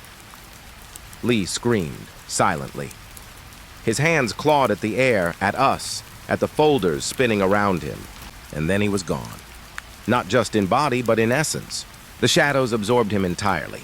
The air where he had been trembled, as if the room exhaled a long, wet breath. I fell to my knees, gasping, staring at the empty bed. All that remained were the folders, spinning gently in midair before settling onto the mattress. Harris gripped my shoulder, white-knuckled. We have to leave. Now! His voice shook, his face pale, lips trembling. But the hospital didn't answer. The walls pulsed, the lights flickered, and the shadows shifted closer. The whispers rose again, soft at first, then screaming all around us. Inside us, another has joined. Another has become. Patient Zero calls. We ran blindly down the hallways that stretched and folded impossibly. The files followed us, pages flipping, names whispering. Shadows curled around our ankles, reaching, probing, testing our grip on reality. I could hear Lee's voice faintly in my mind, a memory or a warning. I couldn't tell, but it screamed without words. Run. Don't stop. Don't look back. The corridors twisted into shapes I didn't recognize. Mirrors appeared, reflecting rooms that didn't exist. Shadows of patients pressed against the glass, faces twisted in silent horror. I saw myself in one of the mirrors, pale, eyes wide, but with shadows stretching from my limbs, thin tendrils that weren't mine, reaching, searching. And I realized then the hospital doesn't just take. It leaves traces, marks, it teaches, it corrupts. Harris stumbled, almost falling. I caught him, dragging him forward. But the walls closed in, pulsating with the memory of screams, of despair, of life denied, erased, forgotten. Each step forward was a battle, every breath a struggle. I could feel the shadows behind us, licking, brushing, waiting. Patient Zero had claimed another, and the hunger wasn't sated. We reached a larger hall, a main lobby, or at least what had been one. The ceiling arched impossibly, lights flickering, casting shadows that multiplied, coiling like serpents. I thought I saw Lee standing at the far end just for a moment. But he wasn't really there. Only his outline, distorted, flickering. The folders whispered again, louder, closer, names repeating, Patient Zero, Patient Zero, Patient Zero. Harris turned to me, eyes wide, voice trembling. Do you think we're next? I didn't answer, because deep down I knew. Every second we stayed, every step we took, every breath we drew inside this building brought the shadows closer, taught them our names, our fears, our weaknesses. The hospital claimed patience. It claimed awareness. It claimed attention. And eventually, it claimed the body, the mind, the soul. I tried to focus on anything else. The linoleum under our feet, the hum of the broken fluorescent lights. But it was useless. The memories of the vanished patients crowded around us, pressing in, merging with the present, twisting, overlapping. The hospital was a living record, and we were now a part of it. A shadow detached itself from the walls, coiling toward us. Its form shifted constantly, a fluid darkness, but I recognized something in it. Lee's shape. Not fully, but traces. A memory of him, twisted by the building's hunger, pulling us forward, showing us our inevitable fate. Harris grabbed my arm, pulling me backward. We can't stop! We can't let it. But before he could finish, the shadows surged, sweeping him off his feet. I tried to reach him, to grab his hand, but it was too late. He was gone, absorbed into the darkness, his scream swallowed by the building itself. The whispers rose, filling every corner of my mind. Another has joined. Another has become, I ran, alone now. The corridor stretched endlessly before me. The walls pulsed with memories. Shadows coiled along the floors, ceilings, and walls. The folders floated around me, pages flipping, names whispering. I could see myself in every reflection, in every shadow, distorted, elongated, merging with the darkness. The hospital wasn't done with me yet. I reached a door, desperate, praying for escape. But it shifted under my hand, moving farther away. The whispers intensified. Join us, belong, become the patient. And in that moment, I realized something horrifying. The hospital doesn't just take, it transforms. Those who disappear don't die. They become part of its memory, part of its hunger, part of its endless cycle of observation and consumption. I collapsed to the floor, clutching the folders, breathing hard. The shadows pressed closer, warm and cold, alive and sentient. I could see the faint outline of Lee beside me, his form twisted, faceless, his hands reaching out from the darkness. The building had claimed him, made him part of its endless record. And now, it was waiting for me. The last thing I saw before the shadows enveloped me completely was a reflection in a shattered mirror. My face, pale and wide-eyed, stretched and twisted, eyes multiplying, limbs elongating. The whispers echoed one final time. Patient Zero has returned. Patient Zero has become. And then, darkness. I shouldn't have agreed to this. I keep telling myself that every step I take through these darkened halls. The building smells of old disinfectant, sharp and metallic, the kind that sticks in your nose and refuses to leave. I can still see the peeling paint under the dim emergency lights, walls that have been abandoned for years, but somehow refuse to decay completely. We walked into the ICU like it was a museum frozen in time. Beds neatly lined, machines humming softly, monitors blinking in ways that made no sense. They shouldn't have been on. No electricity should have reached this floor, not for years. And yet, the faint, steady beeping told a different story. "Look at this," one of the officers whispered, his voice trembling, though he tried to hide it. I didn't need to look. I could feel it in the air. The monitors, vital signs, were all wrong. Heart rates that should have been impossible, oxygen levels spiking and dropping in seconds, blood pressures reading in numbers that didn't belong to any living human. I tried to rationalize it. Maybe it was a glitch, a prank, some leftover system that hadn't shut down, but no. The screens pulsed in rhythm, deliberate, like a heartbeat we couldn't feel, like the ICU itself was alive and watching. I stepped closer to a bed. The mattress still made neatly as if someone had left in a hurry, but no one had ever been there. The ventilator hissed softly, its tubing coiled like snakes waiting for something. And then I saw it, numbers on the screen climbing impossibly high. My pulse quickened. I blinked, rubbed my eyes, but the reading didn't change. "It's impossible," I muttered. My words sounded foreign in this room, swallowed by the low hum of machines. My partner Morales shook his head, lips pressed tight. I think we were both trying to convince ourselves this was normal, that there was some rational explanation. But there wasn't. Every monitor, every machine, every flickering screen, it was wrong. Some of them displayed patients that had been dead for years. Others showed vitals that no human body could survive. And yet each machine continued its slow, mocking rhythm. The sound pressed against my skull, a heartbeat I could not escape. I noticed movement out of the corner of my eye. Shadows, quick and subtle, just at the edge of vision. I turned. Nothing. Just the dim light reflecting off metal rails. Still, I felt it. The presence. Not human, but something that lingered just beyond perception. The officers spread out cautiously. Their radios were silent, though we were all supposed to be connected. I could feel the tension coil around us, thick and heavy. Something about this ICU wasn't just wrong. It was aware of us. I knelt beside one of the beds. The ventilator's tube shifted slightly, as if moved by invisible hands. My hand hovered above the controls, trembling. I didn't touch it. I couldn't. It was a line between life and whatever this was. "Look at this one," Morales whispered. He pointed at a monitor displaying a heart rate that jumped from 180 to 0, back up again in a pattern that seemed deliberate. I couldn't stop staring. I wanted to look away, but I couldn't. The numbers carved themselves into my brain.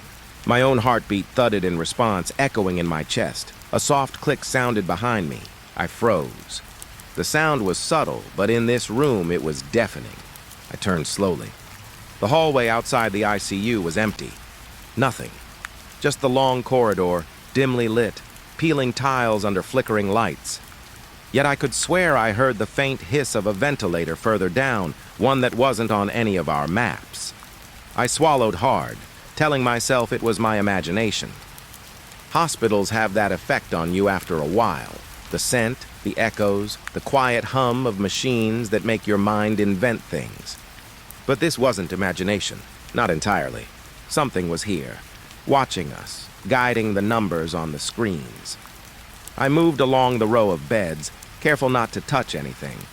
Each bed had its own story. Some were empty, some had mannequins left behind from old training sessions, and some had monitors that tracked life, or what looked like life. I couldn't tell if it was real. The heart rates flickered, sometimes stopping, sometimes spiking. I wanted to call it in, but my radio stayed dead. Morales leaned close to one of the screens, his face pale. "It's like they're alive," he muttered. I nodded, though the thought made me sick. Alive? Or aware? Something about the reading suggested intent, a pulse behind the pulse, a mind behind the machines. I shook the thought off. I turned to the last bed on the far end. The monitor there was different, numbers that made no sense. A name flashed across the screen, one I knew too well. It was the name of an officer who had disappeared in this city years ago. My stomach twisted. I stepped closer. The screen read vital signs, steady and unchanging. A heart still beating, but in a body that no longer existed. I reached out just to confirm what my eyes already told me. My hand trembled in the cold air. The monitor flickered, and for a moment I saw something in the reflection on the screen. A face, pale, staring at me from inside the ICU. I jerked back. Morales gasped beside me. Neither of us spoke. We didn't need to. The beeping continued, relentless. It was hypnotic, insistent. I felt my mind start to fracture around it, thoughts slowing down, memories blending with reality. I remembered the officer who had vanished, the missing patients, the closed cases no one talked about. And I realized maybe none of them had ever left this place. The lights flickered, dimmed, then returned. Shadows moved across the room impossibly quick. I thought I saw a figure standing at the end of the hallway, tall, featureless, waiting. I blinked, gone. Only the machines remained. Only the impossible numbers. I tried to call for backup, but the radio only emitted static. Even our phones had no signal. It was as if the ICU had swallowed all communication, all connection to the world outside. And the longer we stayed, the more it seemed to tighten around us, a slow, suffocating presence. Morales shook his head violently. "We need to leave," he said, voice breaking. But when we turned to go, the hallway seemed longer, wider. The exit doors were just faint shadows now, unreachable, as if the ICU itself had expanded around us. I felt my knees weaken. I wanted to leave, but every instinct screamed that we weren't meant to walk out alive. The machines were watching, listening, waiting. I could hear it in the steady beep, in the hiss of ventilators, in the faint whirring of pumps that had no reason to exist. I looked back at the beds. Each monitor blinked, one after another, numbers climbing and falling in impossible synchrony. Names flashed across the screens, familiar and unknown. Memories of people I had lost, of cases I had investigated, of faces that haunted me. They all appeared, as if the ICU remembered everything, knew everything. A cold draft ran through the room. Papers fluttered across the floor. My heart raced. I realized then that this place was more than abandoned. It was sentient, alive in a way we couldn't comprehend. And it didn't like intruders. I wanted to run. I wanted to scream. But my voice felt trapped in my throat. The monitor's pulse echoed in my head. I understood, with a clarity that terrified me, that leaving might not be possible. Not yet, not while the machine still ran.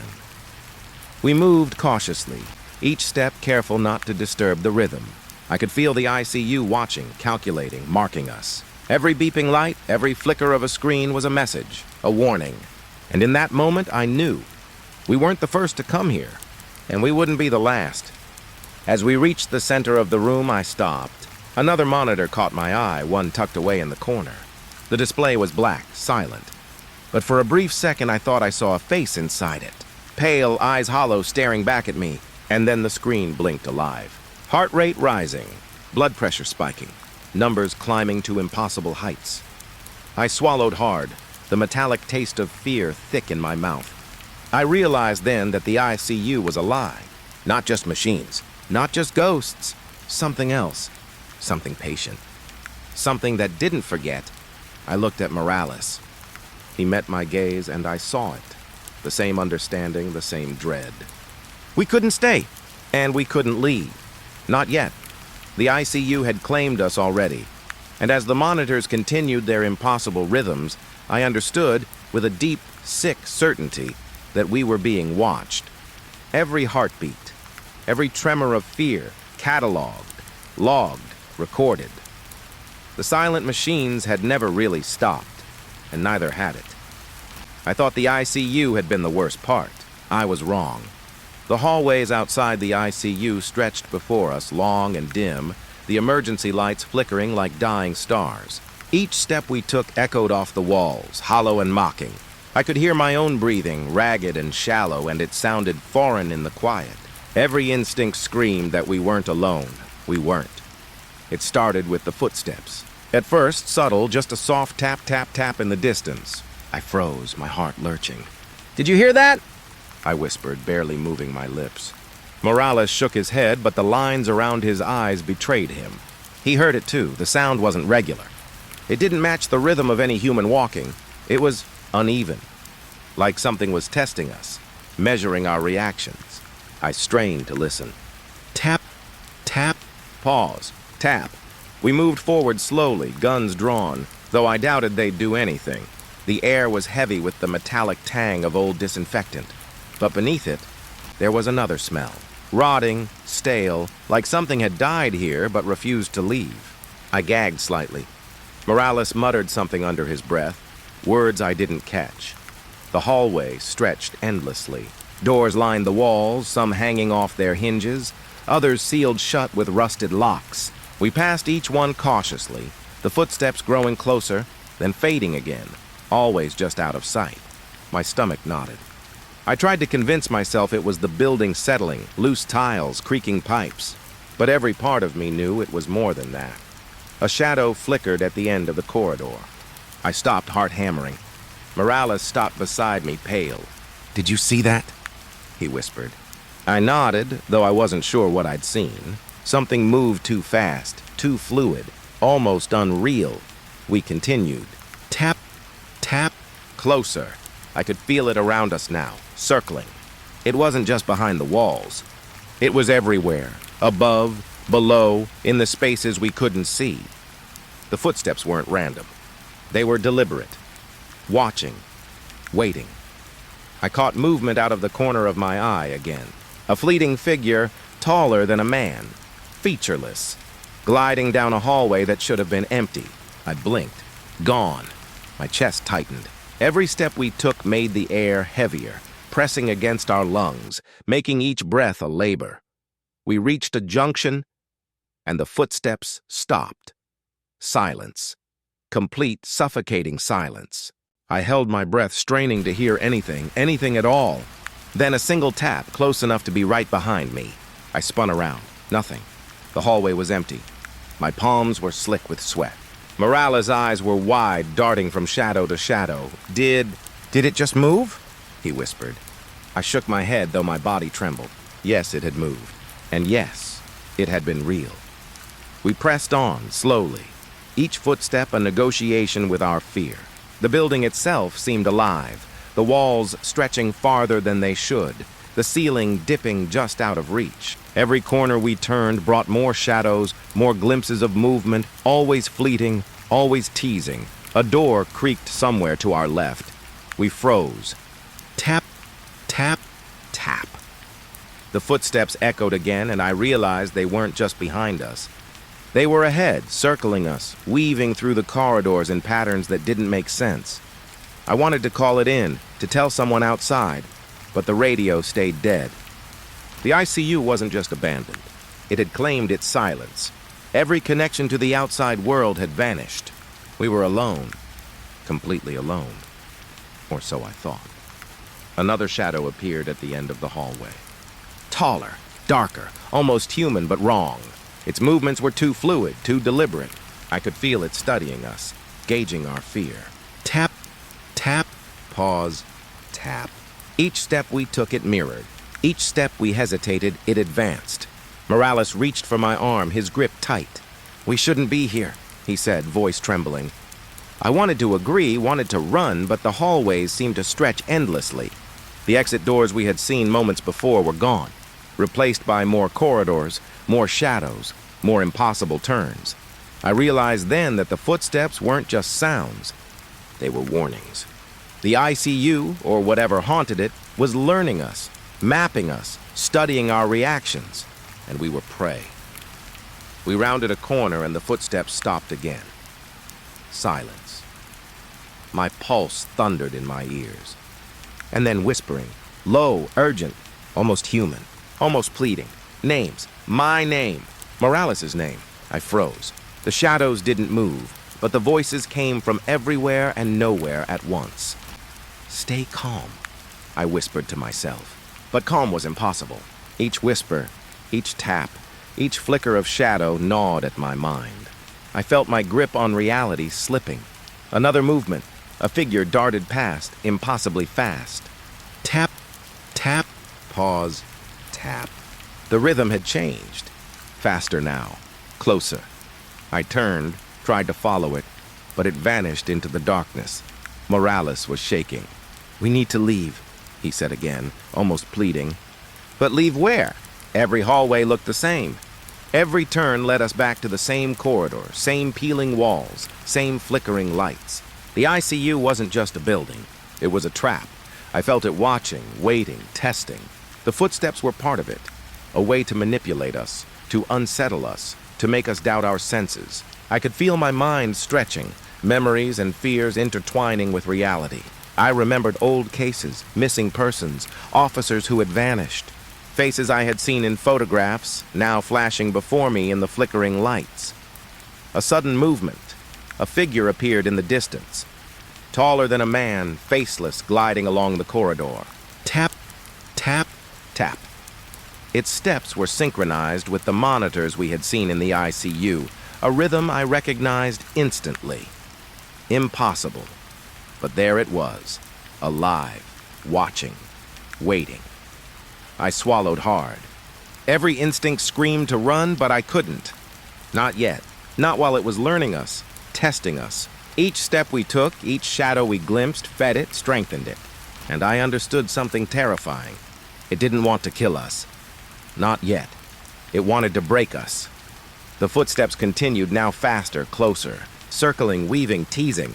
Tap, tap, pause, tap. I realized then that they weren't just sounds. They were patterns, messages, warnings, signs we couldn't understand but could feel in our bones. I glanced at Morales. His face was pale, eyes wide. I didn't need to speak. We both knew. We were in something far beyond explanation, far beyond normal. The ICU wasn't abandoned.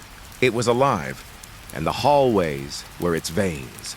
Another shadow passed, brushing against the wall. Tap, tap, pause, tap. And then silence. Absolute silence. For a moment, I thought we were free. I dared to breathe.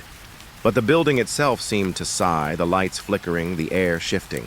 I felt a presence behind me, watching, waiting, calculating. And in that moment, I understood. The footsteps weren't ours to follow. They were ours to fear. We pressed forward, each step measured, careful, trying not to provoke whatever was here. But the hallway stretched endlessly. The exit doors were gone, replaced by more darkness, more shadows, more impossible corridors. I wanted to scream. I wanted to run. But the footsteps returned, closer now, almost at our heels. Tap, tap, pause, tap. And I realized something horrifying. We weren't moving through the building. The building was moving around us, shifting, warping, folding space. The shadows weren't just chasing us, they were guiding us. Every instinct screamed that we should fight, resist. But we couldn't. Not in this place, not against whatever had claimed it. The footsteps, the shadows, the whispers, they were all parts of the same thing.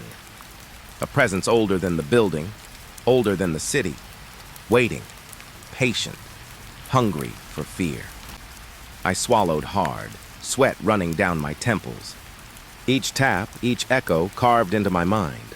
I realized then that the ICU, the hallways, the shadows, they weren't separate. They were one entity, alive, observing, learning, and we were already inside it. The hallways never ended. I don't know how long we'd been walking, but time had lost all meaning. Every turn led us deeper into the building's twisting, impossible corridors. The lights flickered, dimming and brightening like a pulse we couldn't follow. And then I heard it. Voices. At first I thought it was my imagination. A trick of the wind through broken vents, maybe, or echoes of our own footsteps bouncing endlessly off the walls. But the whispers came again, soft, urgent, impossibly close. And they weren't just random sounds, they carried words, names, calls for help. Familiar and unfamiliar at the same time. Officer? I froze. My heart slammed against my ribs. Morales stopped beside me, eyes wide, scanning the darkness. Did you hear that? He whispered. I nodded, swallowing the lump in my throat. My mouth was dry, but I couldn't speak. The voices were too close, too intimate, too real. They came from everywhere. From the beds we'd passed in the ICU, from the vents, from the walls themselves. A cry of pain echoed down a hallway that shouldn't exist. I could feel it wrap around me, curling into my chest like smoke. I wanted to turn back, but there was nowhere to go. Every corridor led to another unfamiliar shifting. The walls seemed to lean closer, pressing in, guiding us forward. And the voices, names, cries, whispered pleas, grew louder. Please, help me. I froze again, heart hammering. The sound seemed to come from a ventilator, but the bed beside it was empty. Morales shook, muttering something about hallucinations. I wanted to believe him. I needed to, but the sound was real. It had weight, texture, a soul behind it, another voice. Different this time? Clearer? Angry? Desperate? Don't leave me? I stumbled back, nearly tripping over the uneven floor. The air felt thick, almost liquid, each breath a struggle. I realized with a sick clarity that the voices weren't just echoes. They weren't recordings. They were alive, aware, pulling at our minds. Morales grabbed my arm, his grip cold, unyielding. We need to move, he said, but even he sounded unsure. The voices were relentless, overlapping, weaving together in a tapestry of anguish. Names I recognized, missing officers, old patients, even people I'd investigated long ago, repeated in soft, urgent tones. I couldn't tell where one ended and another began. The cries for help came from ventilators, from monitors, even from the empty beds themselves. Some whispered my own name. I flinched, my stomach twisting. The corridor twisted again, impossible geometry, bending in ways it shouldn't. A shadow flickered ahead. Tap, tap, pause, tap. Footsteps now mingling with the voices circling us, guiding us, herding us like prey. I realized then that the ICU, the hospital, wasn't just a building. It was a living memory, replaying the pain of everyone who had ever passed through it. And it remembered us now, too. Another bed creaked. The ventilator hissed, low and deliberate. A whisper came from it, urgent, pleading. Please, don't forget me. I wanted to run, but the hallway stretched endlessly. Exits we had passed moments ago were gone, replaced by more corridors, more beds, more voices. My mind began to fracture under the weight of it all. Each whisper pricked at my memories, dredging up every case, every loss, every face I had failed to save. Do you hear it? Morales asked, voice barely audible over the cacophony. I nodded, though my lips felt frozen.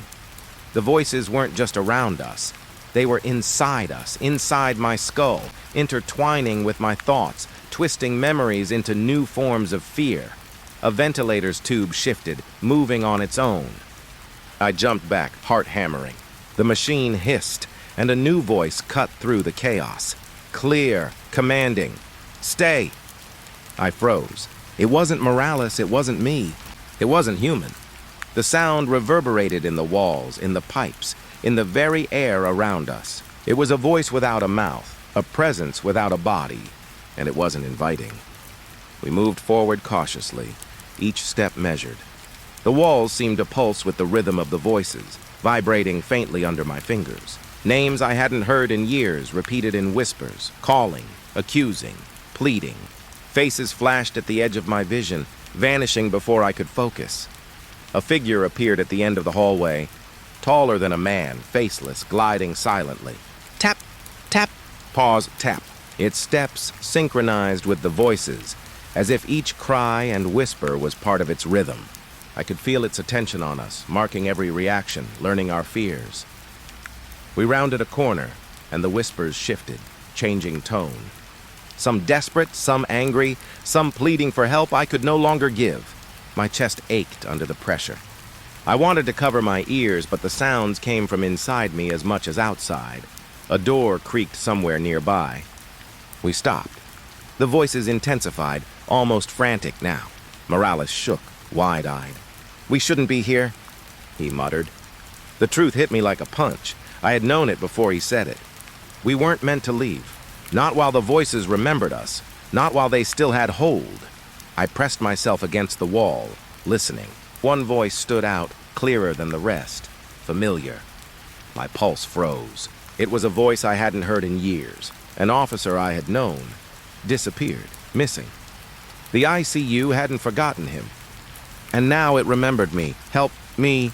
I could see the bed he must have occupied. Empty. The ventilator hissed, tubing coiled like a serpent waiting. And then a monitor flickered to life. Numbers climbed impossibly high, heart rate spiking in a rhythm that was almost mocking. I stepped back. Morales grabbed my shoulder. "We need to go now," he urged, voice trembling. But where could we go? The hallways twisted again, turning into impossible angles. We were trapped, guided by the voices, circled by shadows that moved without sound, without form. I stumbled into a room. Monitors lined the walls, all flickering, all showing vitals of people long dead. Names flashed across the screens. Some I recognized, some I didn't. Each number climbed and fell in sync with the whispers. The voices didn't just speak. They controlled, they dictated, they orchestrated every flicker, every pulse, every breath. A ventilator hissed sharply, and a voice cried out, "Don't leave me!" I recoiled. It felt like hands clutching at my mind, tugging memories from me, forcing me to relive pain, fear, guilt. Faces of missing officers, of patients we couldn't save, flashed across the screens. And then, my name, whispered, pleading, accusing. Morales stumbled back, muttering prayers under his breath. I grabbed his arm, needing some connection to reality, some anchor in the chaos. But the ICU wouldn't allow it. Not here. Not now. A shadow passed over a monitor. Tap, tap, pause, tap. Footsteps again, circling us, marking time, guiding the whispers. Each beat of the rhythm synchronized with the voices, each whisper carrying the weight of loss, of death, of memory. I pressed my hands over my ears, but the sound didn't stop. It was inside me. Inside my skull. I realized then the truth. The voices weren't coming from the machines or the vents or the walls. They were coming from the ICU itself, from something alive in the building, from the memories it had collected over the years, from the people it had claimed. Another bed creaked. The monitor flickered, numbers climbing to impossible heights. A whisper, "Remember me." I wanted to run, but the corridors twisted again, impossibly folding space around us. Each step we took brought more voices, more shadows, more impossible numbers. We were inside a living memory trapped in a looping nightmare. I looked at Morales. His face was pale, eyes wide with fear I shared. "It remembers us," he whispered. And I knew he was right. The ICU, the shadows, the voices, they weren't just haunting us. They were alive, observing, testing, feeding on every heartbeat, every flicker of terror. I realized then that leaving wasn't enough. We had to survive the voices, survive the watching, survive the building itself. But each step forward, each breath, each heartbeat brought them closer. Another whisper, my name. Closer this time, begging, pleading, accusing. I swallowed hard, hands shaking. The voices, the shadows, the impossible monitors, they weren't just warnings anymore. They were hunting us, circling, guiding, learning, and we were already caught. The hallways stretched endlessly. The footsteps returned, mingling with the whispers. Tap, tap, pause, tap. The rhythm, the voices, the shadows, it was all one. A living, breathing nightmare that had claimed everything inside these walls. And I understood in a deep, gut-wrenching way that once the voices remembered you, there was no leaving. Not truly, we weren't moving anymore. I realized it somewhere between the third and fourth hallway. The building had shifted again, corridors bending, walls stretching, doors disappearing. We turned corners that should have led outside, but instead, we found ourselves back where we started, or somewhere close enough that it felt like it. I wanted to scream. I wanted to pound my fists against the walls, but the air was heavy, suffocating, pressing against my chest, pressing against my skull. Every breath was a battle. And then I heard it, a soft metallic click behind me. Footsteps? No, not footsteps. Something lighter, faster, deliberate. I spun around. Nothing.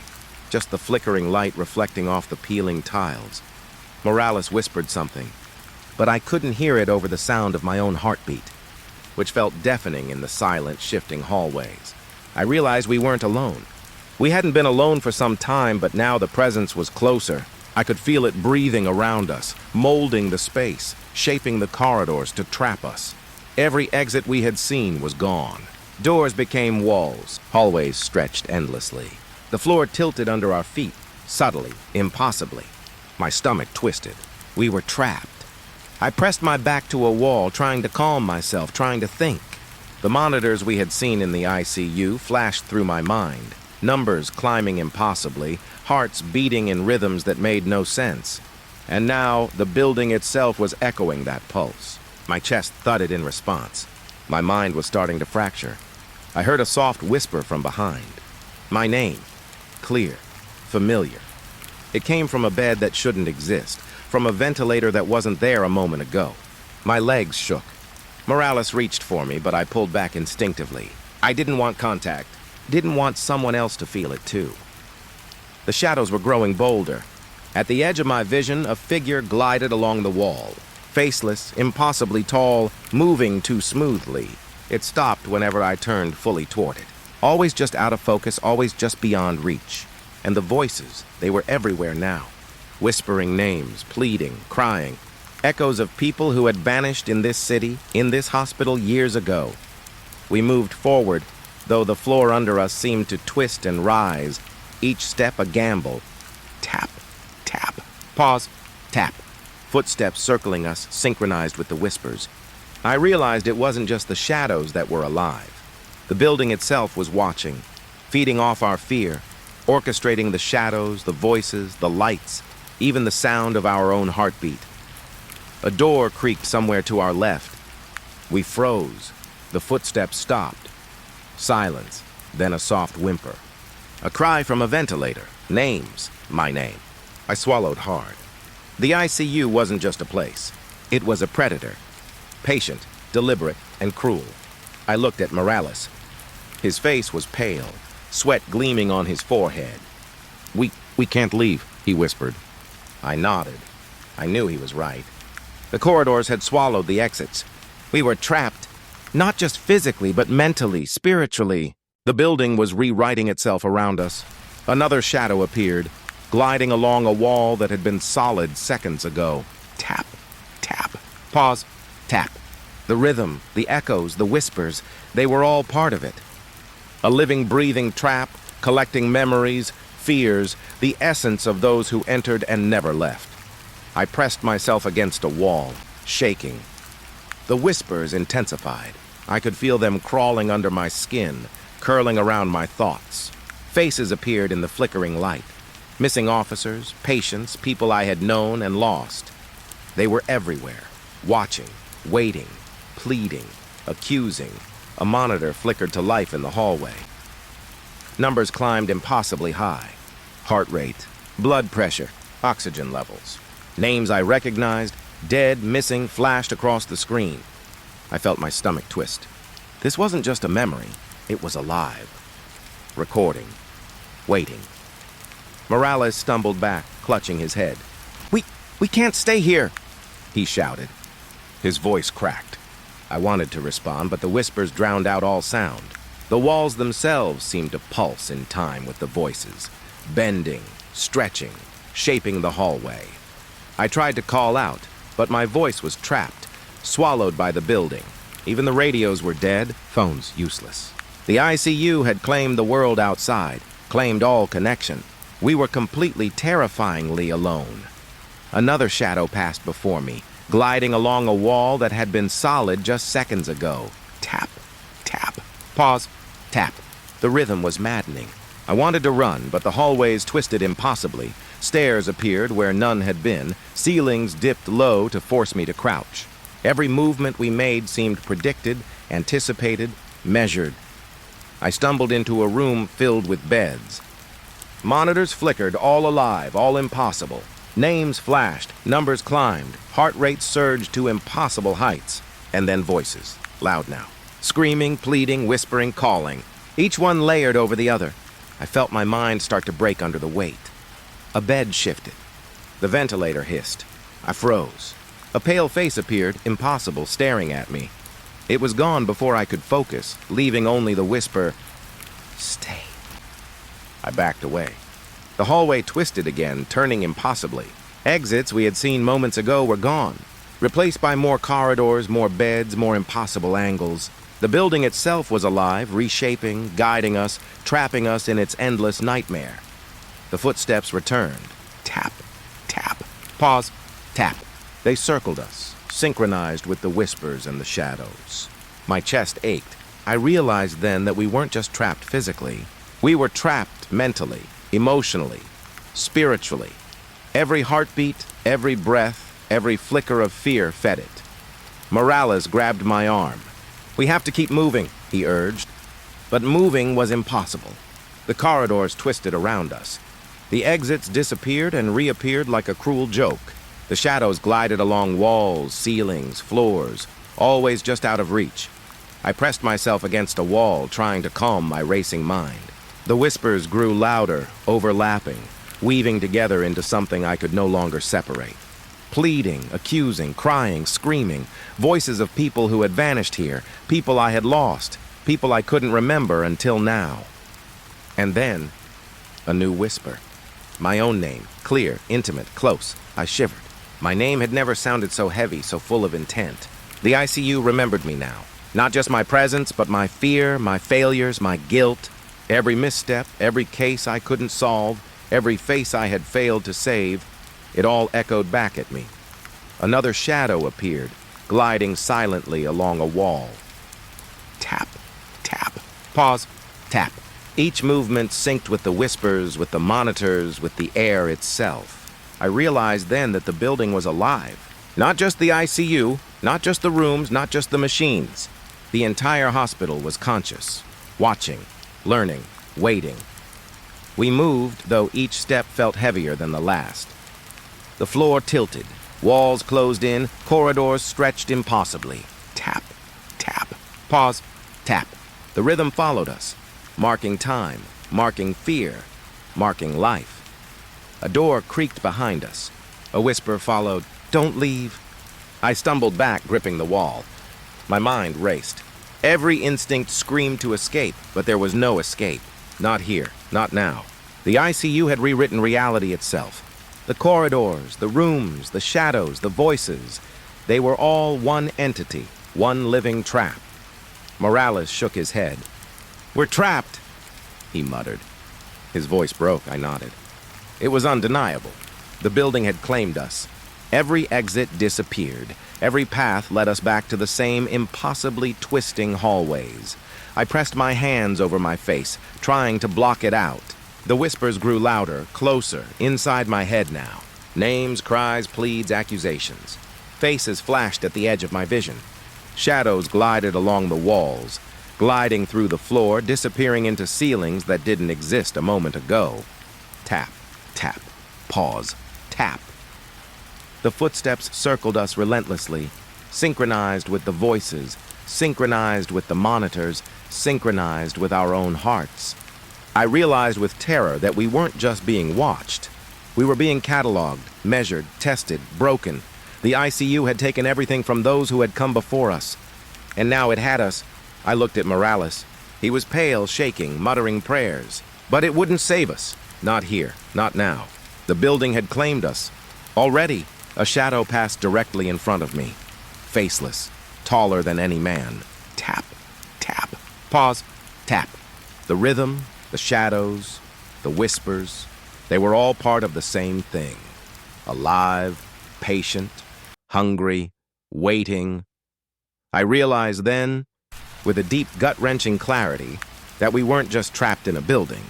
We were trapped in a living nightmare, orchestrated by something that had learned everything about us the moment we stepped inside.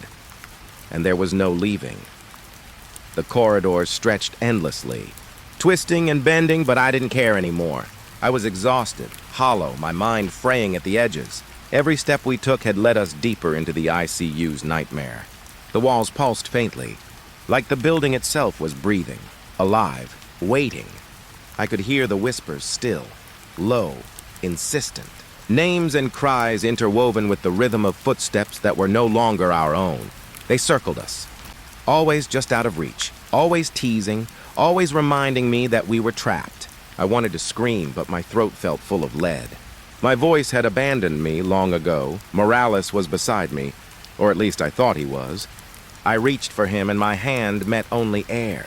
The shadows in the corners of the hallway flickered, twisting into something vaguely human, vaguely monstrous. I realized with a chill that we were alone, though the voices suggested otherwise. Morales. My voice was a ghost. It sounded foreign, small, useless. No reply.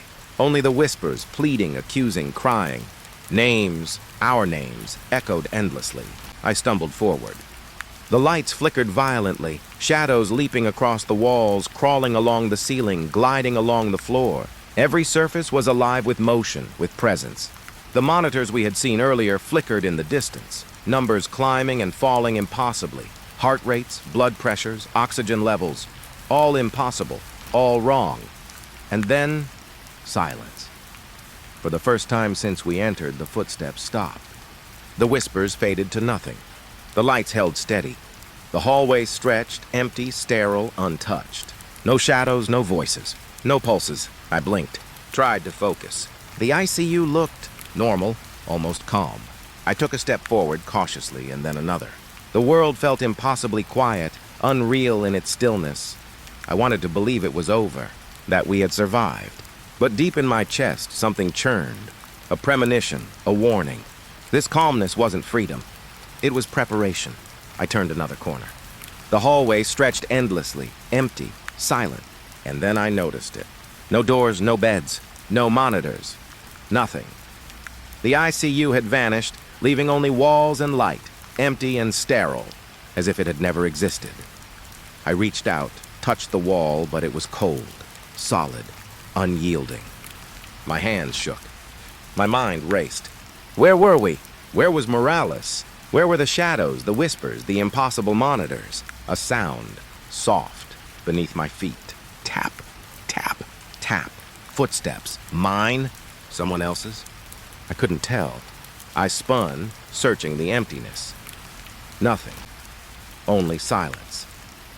I realized then that the ICU hadn't let us go. It had changed the world around us, erased its presence from everything else, and yet it had claimed us in ways I couldn't comprehend. We were somewhere else, somewhere outside reality, or trapped within it. My hands trembled. I called out for Morales again. Nothing. Only my own heartbeat echoed back at me, too loud, too hollow. Memories of the past days, the impossible monitors, the shadows, the whispers, they all crashed together in my mind. Faces of officers who had vanished, patients who had died, names etched into my memory. None of them real anymore, all of them alive inside this building. Or maybe inside me. I tried to move, but the world felt wrong. My steps echoed endlessly, fading into nothing. I looked back. Nothing. I looked forward. Nothing. The silence pressed down, thick and suffocating. I wanted to run, to scream, to fight, but I felt nothing. And then I understood. The ICU hadn't ended. Not really. It had simply withdrawn. Withdrawn from the world, from sight, from sound. And in its place it had left me, alone. The corridors, the beds, the monitors, they were all gone. But the presence remained, watching, waiting, alive, patient, eternal. I took another step and the floor beneath me shifted subtly. Impossible. My stomach twisted. The building, the ICU, the shadows, the whispers, they were all gone, and yet everywhere. I could feel them under my skin, in my bones, in my chest. My pulse echoed in rhythm with something I couldn't see. I called out again, a small, ragged whisper this time. Morales, no reply. Only silence. I moved forward blindly, each step echoing endlessly in the sterile emptiness. Memories of the ICU pressed at the edges of my mind. The impossible monitors, the faceless shadows, the pleading voices. I tried to push them away. Tried to tell myself it was over, but I couldn't. Not really. Every heartbeat reminded me of it. Every breath reminded me of what had happened. The ICU had claimed us all. The officers. The patients. Me. I was alone now, but not free. Not even close. I reached the end of the hallway. Or what I thought was the end. The walls stretched before me, blank, endless. The emptiness pressed in, oppressive, infinite. And then I noticed it, my reflection. In a small, impossibly clear pane of glass embedded in the wall, I blinked. And I wasn't alone in it.